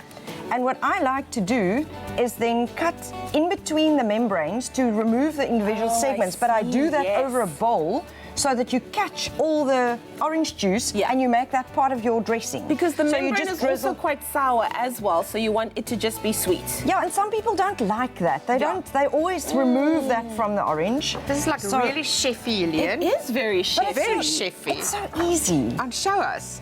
I can never do this right. Wys vir my asseblief. Okay, then. And it's important to work over a bowl because it does become quite a dripping business. And that you can use in your salad dressing, those drippings. Yes, so all the last little bit, so you just keep going like that.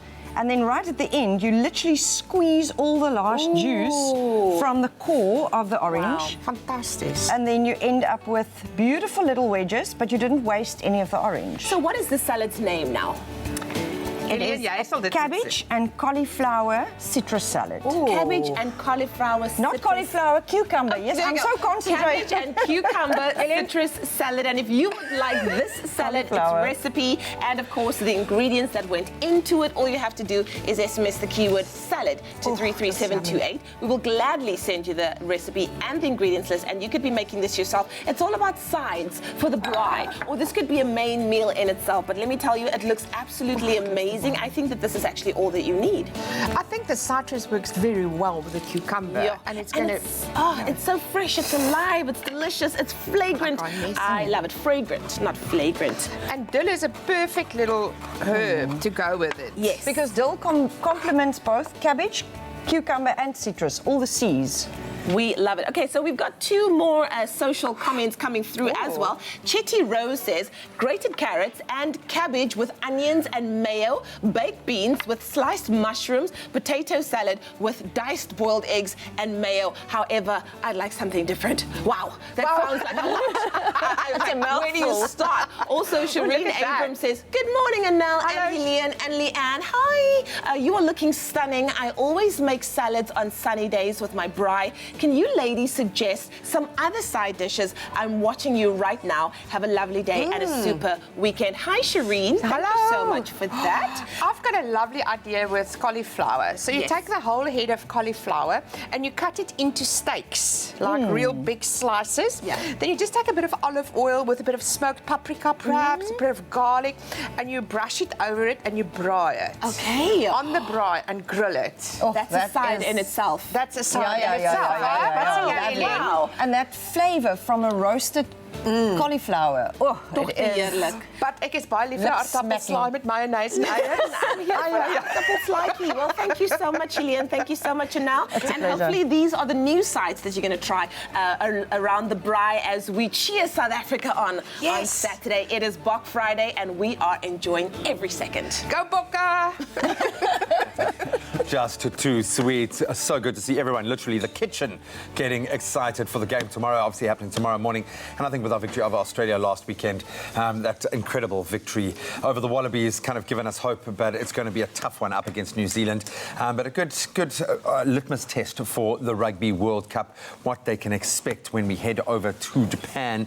Of course, less than a month away. Everyone's getting excited about that one. It's box fever, it's Japan fever, and if you are one of those faces wanting to be in the crowd at the World Cup and you have a Nedbank MasterCard in your pocket, then you might as well just start packing your bags right now, because just by swiping, tapping or scanning on a purchase of more than 700 Rand, you are automatically in the running to win one of 9 experiences to the World Cup, including a seat in the final game, which is awesome. Yeah, man, and the semis, that's incredible. Plus, leading up to the World Bank, Nedbank are also offering their card holders a chance to win this pretty cool weekly hamper valued at 3,000 Rand. Includes this awesome Rugby World Cup ball, the official one, very, very nice. And of course, the official Rugby World Cup jersey, which is awesome. What you've got to do is SMS Nedbank along with your name to 33728. We've got 8 to give away, so get on it, get those SMSs in.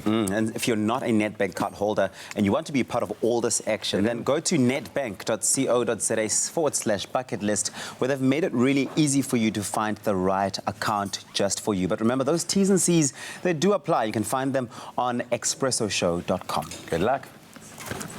Oh, you can make my day. Cadbury Dairy Milk shines a light on the generosity alive in each of us. Bring your old toys to any of Cadbury Dairy Milk's pop-up Little Generosity shops in major centres this winter and receive a slab of Cadbury Dairy Milk chocolate. Get to Cape Town's Canal Walk Little Generosity shop from the 19th of July to the 5th of August with your toys, and let's inspire a little more Cadbury Dairy Milk goodness in the world.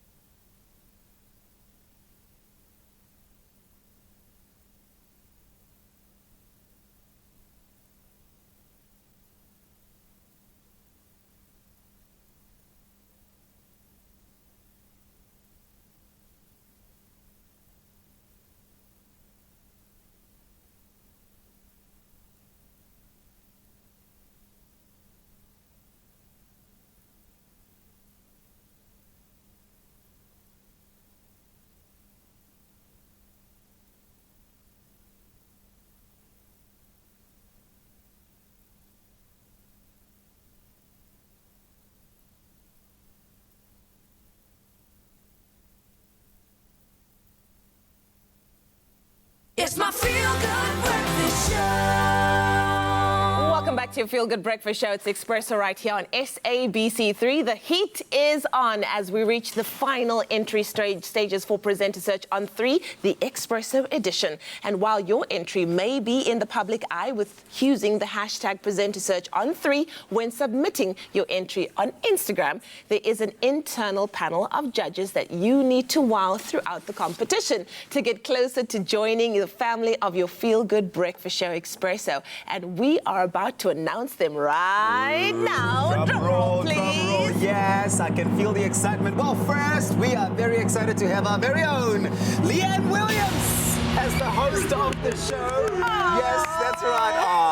I mean, couldn't have chosen a better person. I mean, as a presenter of the show here on your Feel Good Breakfast Show since 2012, she will know best how to guide and mentor all the presenter hopefuls when it comes to the competition who will be battling it out for the 2 presenting spots on this show. Well done. Thank you well so done. much. It's such an awesome opportunity to help, mentor and usher in the next generation of Expresso presenters. But next up, we have Dr. Musa Mtombeni, who is a qualified medical practitioner, former child star, and known for being one of the presenters on the popular SABC3 show Trending SA, and having been on a myriad of shows over the years, he has got a very keen eye for spotting talent. And of course, we can't wait to see what he comes up with. Big Daddy Moose. And then we have my fellow dodgy Uncle Raji, who is a friend of the Expresso Morning Show. We absolutely love him here. He is an industry legend, absolutely, who is the host of fellow breakfast show, The Roger Good Show on 5FM. And with his unique brand of crazy energy, he will be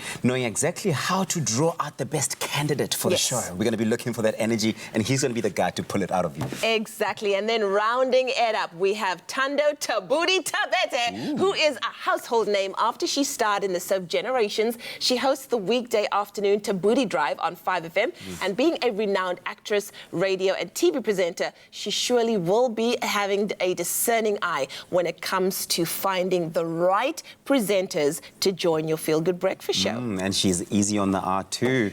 Well, the question is, have you got what it takes to join the ranks with us on South Africa's award-winning breakfast show? Then record a video of yourself explaining what makes you unique and what you will be bringing to Expresso. Make sure that you present yourself well and show off what you've got. Post that Instagram or that video on Instagram using that hashtag Presenter Search on 3, and the team will find your application. And of course, if your application is successful, then you will be contacted and invited to audition for a panel of judges. Remember that you must introduce your name, where you live, and don't forget that all-important hashtag Presenter Search on 3. Entries close on the 31st of July, so don't waste any more time. For all the details and the full T's and C's, you can visit presentersearchon3.com. Presenter Search on 3 is back. And this year we're hunting for 2 new faces on the Expresso Morning Show. Do you have what it takes to join South Africa's award-winning breakfast team? Then record a video telling us what makes you unique and what you would bring to the show. It's the start of a brand new day on your feel-good breakfast show Expresso on SABC3. Post your clip on Instagram using the hashtag #PresenToSearch on3 and we'll find you. And don't forget to introduce yourself and tell us which city you live in. If your entry is successful, you'll be contacted and invited to audition in front of a panel of judges. We're looking for creativity. We are looking for personality. And above all, we're looking for new members to join our family. So show us everything you've got. Closing date is midnight on Wednesday, the 31st of July, so get those entries in now. This is your time to shine with Presenter Search on 3, the Expresso edition, only on SABC3. The stage is yours.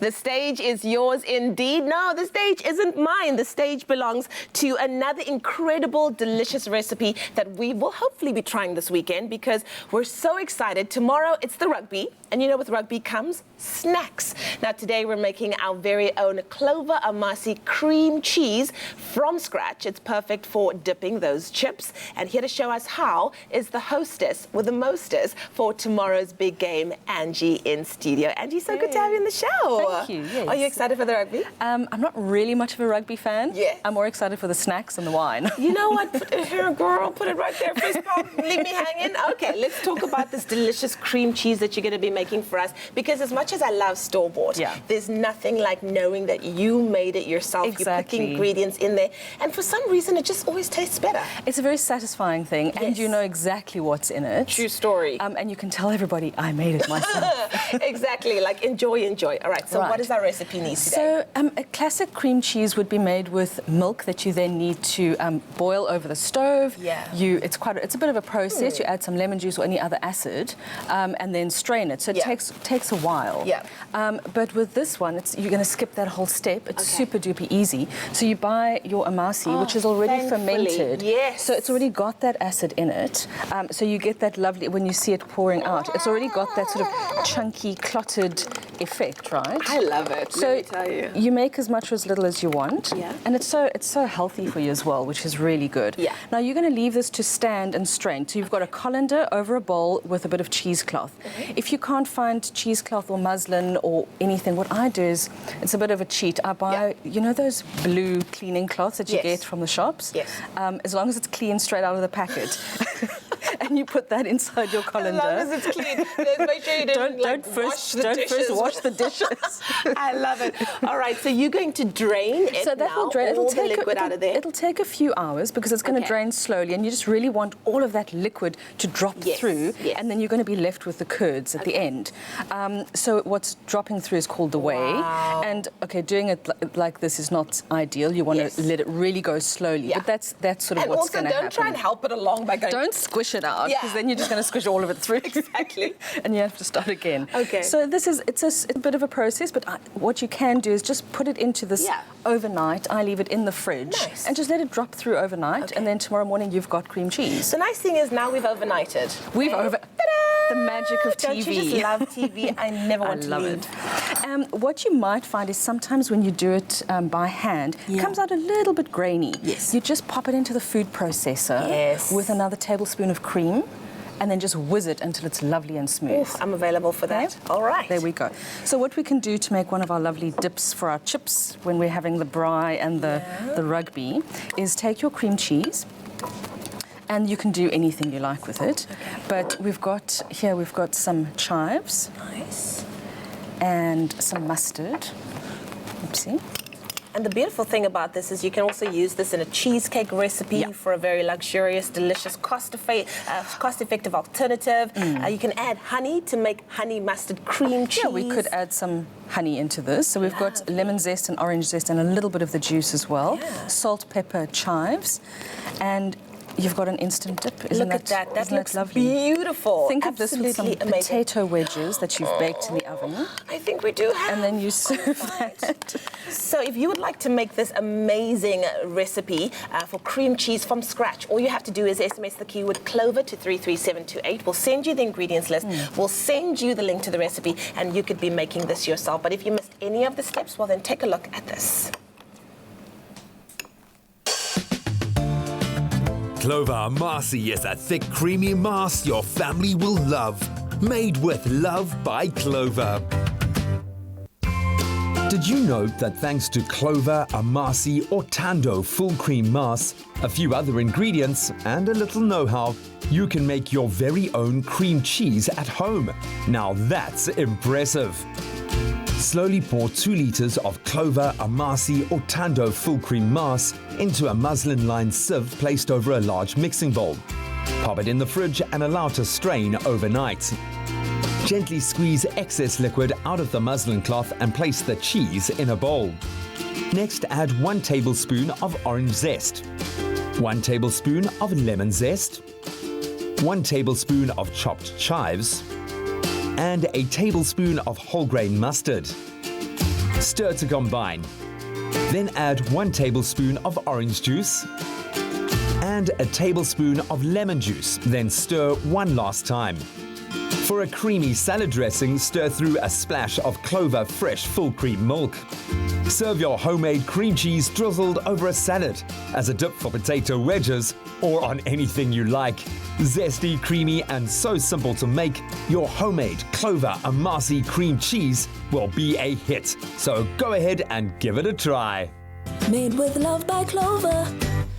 And ta-da! That is how you make your very own cream cheese dip. Absolutely amazing. What else could you make with this recipe, though, Well, Angie? it's super easy to make a nice, cost-effective cream cheese frosting. You know, the sort of thing you put on your carrot cakes or your carrot cake muffins. What would you add? So equal quantities of this and some butter. Okay. Whip it up until it's lovely and light, and then start adding your sifted icing sugar spoon by spoon. A little bit of vanilla essence, and ta-da, you've got cream cheese icing. And ta-da, you've got cream cheese icing. Well, we have been slogging in the kitchen. I feel like we need to just taste some of our hard work. Once again, the keyword Clover to 33728. And of course, the hungriest person in studio, always here when the food is here. Tabiso, would you like to taste, my love? Yes, please. Didn't do anything for the meal, but you can taste. It's indulging Fridays here on Expresso, so this is what we do. Not really sweet things Fridays, just yummy things Friday. Oh, the creaminess, cheese. Comes through. I can highly recommend this. Do it yourself. It's very Perfect. Clover Amasi is a thick, creamy mass your family will love. Made with love by Clover. Living your best life? So delicious. It's so good. Thank you. Well done. This is very nice. A treat. You don't know what else, huh? No, you want to, like, I can see how you're going to be watching the game, like, dipping in this the whole time. The problem is if you left me with this, I probably might need, like, a bowl this big, but, like, that's just me. It's fine. It's healthy. Thank you. Exactly. Well, still so much more to come on your Feel Good Breakfast Show. We're going to, of course, be taking you through some amazing things brought to you by the Crazy Store. And then the Dance Your Style competition is still taking place. And 3 of the regional finalists are in studio to take your Friday to the next level with an amazing Friday dance. We'll be right back after this.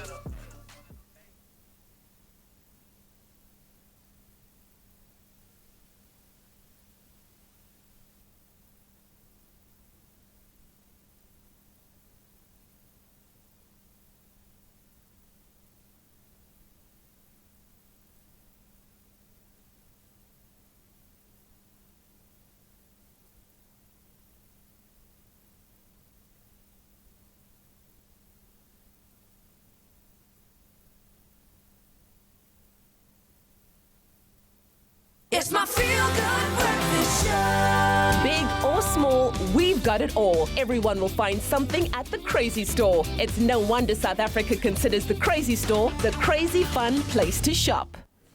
Welcome back to it. It is your feel-good breakfast show, Expresso. Now it's time for us to talk prizes and all sorts of exciting things, because any birthday worth having is really worth taking all week to celebrate. And that's why the Crazy Store is marking their 22nd birthday this year with 5 days of winning here on Expresso next week from the 29th of July to the 2nd of August, where you could stand a chance of winning one of 8 amazing Crazy Store prize hampers. Exactly, and I feel, the prizes I think are absolutely phenomenal. I mean, there's everything, prizes for girls, there's prizes for boys, there's technology, of course there's stationery and homeware as well as, thinking games, so absolutely something for everyone. Huh? Yeah, I think the nice thing that I've enjoyed about having Crazy Store and doing stuff with them here is really that you do have something for everyone, whether it's something to keep the kids entertained or just getting your creative juices going. It's absolutely fantastic, and those prizes are attractive. And it's so much fun to just walk in there because, literally, it's so exciting. So you probably want to know how you enter.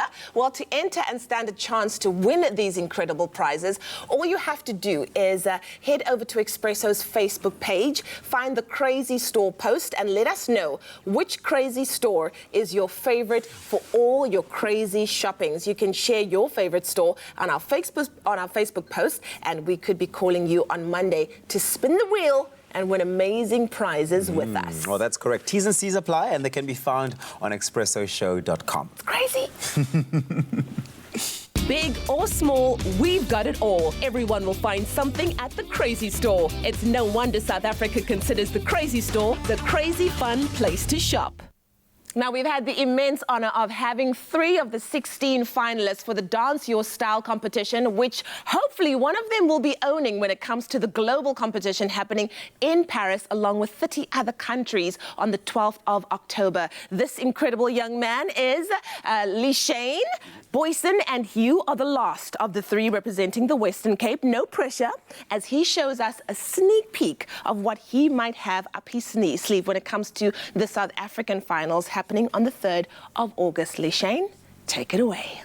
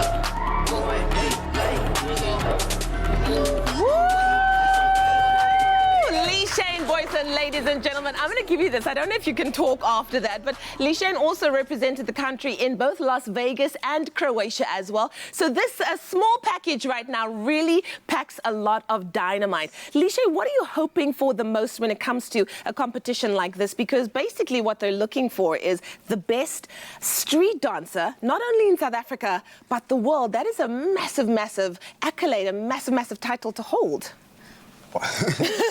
Yeah. That's a lot. I feel like South Africa is very frowned upon with dance. And I feel like we should lift our heads up because we have the greatest dancers in the world. That's facts. I'm talking about from rhythm to musicality to just having the elements of dance down on lock. I think that all South Africans are on par. And I feel like we just frown upon ourselves. We shouldn't ever look down upon ourselves. Exactly. I love that attitude. And you've shown us, as well as Tyler, as well as Shamila, just a little bit of the talent that we have in South Africa. But of course, it's going to be an incredible competition. One of you are going to get to represent us on a global scale with 30 other countries in Paris. What are you looking forward to the most when it comes to that competition? What I'm looking forward to the most is just, actually enjoying the event. Yeah. I'm looking forward to meeting new people, and I'm looking forward to learning and taking what I learned, bring it back and give it back to the community that I come from. Yes. And with that, we can grow together. Exactly. What do you think it is about dance that it just has the ability to unite people? It has the ability to give people a brighter sense of the future. So many of our young people are growing up in really dire circumstances, but dance has the ability to elevate you out of that. Dance is pure healing. Like, wow, I love dance, that. Dance has the ability to unite people without even having to say anything. Yes. You can actually not speak a language, but dance with someone and actually have an interaction. I've met people like this from overseas, and we've had interactions. One of her name is Morgan. She's from LA, and she gave me some house information. Wow. And because of dance, like, we could speak English, but the dance was more important. The dance was the language. Well, let's invite the other regional finalists for the Western Cape, Tyler Botha, Shamila Kania. They're going to be taking us out of the show. And of course, I just want to hear one last time, Thabisa, what did you think of this? Maybe you should come and join me here, my friend. You guys are absolutely amazing. Would you mind taking our Friday dance to that whole nother level? Yeah? Okay. All right. We're going to give you the stage. Yeah. Thabisa, you're not going to be good, my No. You and I stepping aside. Come. Take it away. Take it away. Dance your style.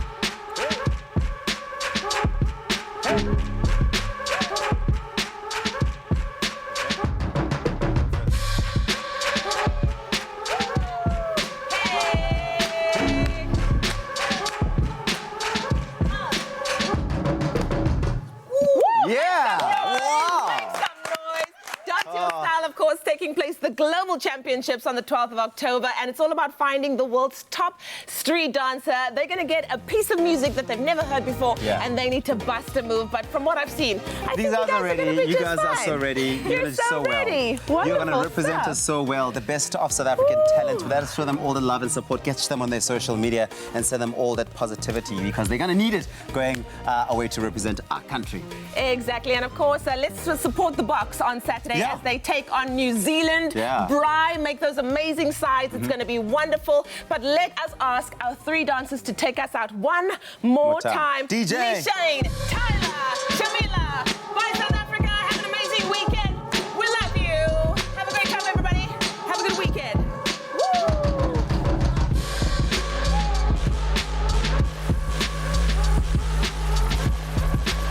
Expresso Morning Show, made with love by Clover. Another feel-good production.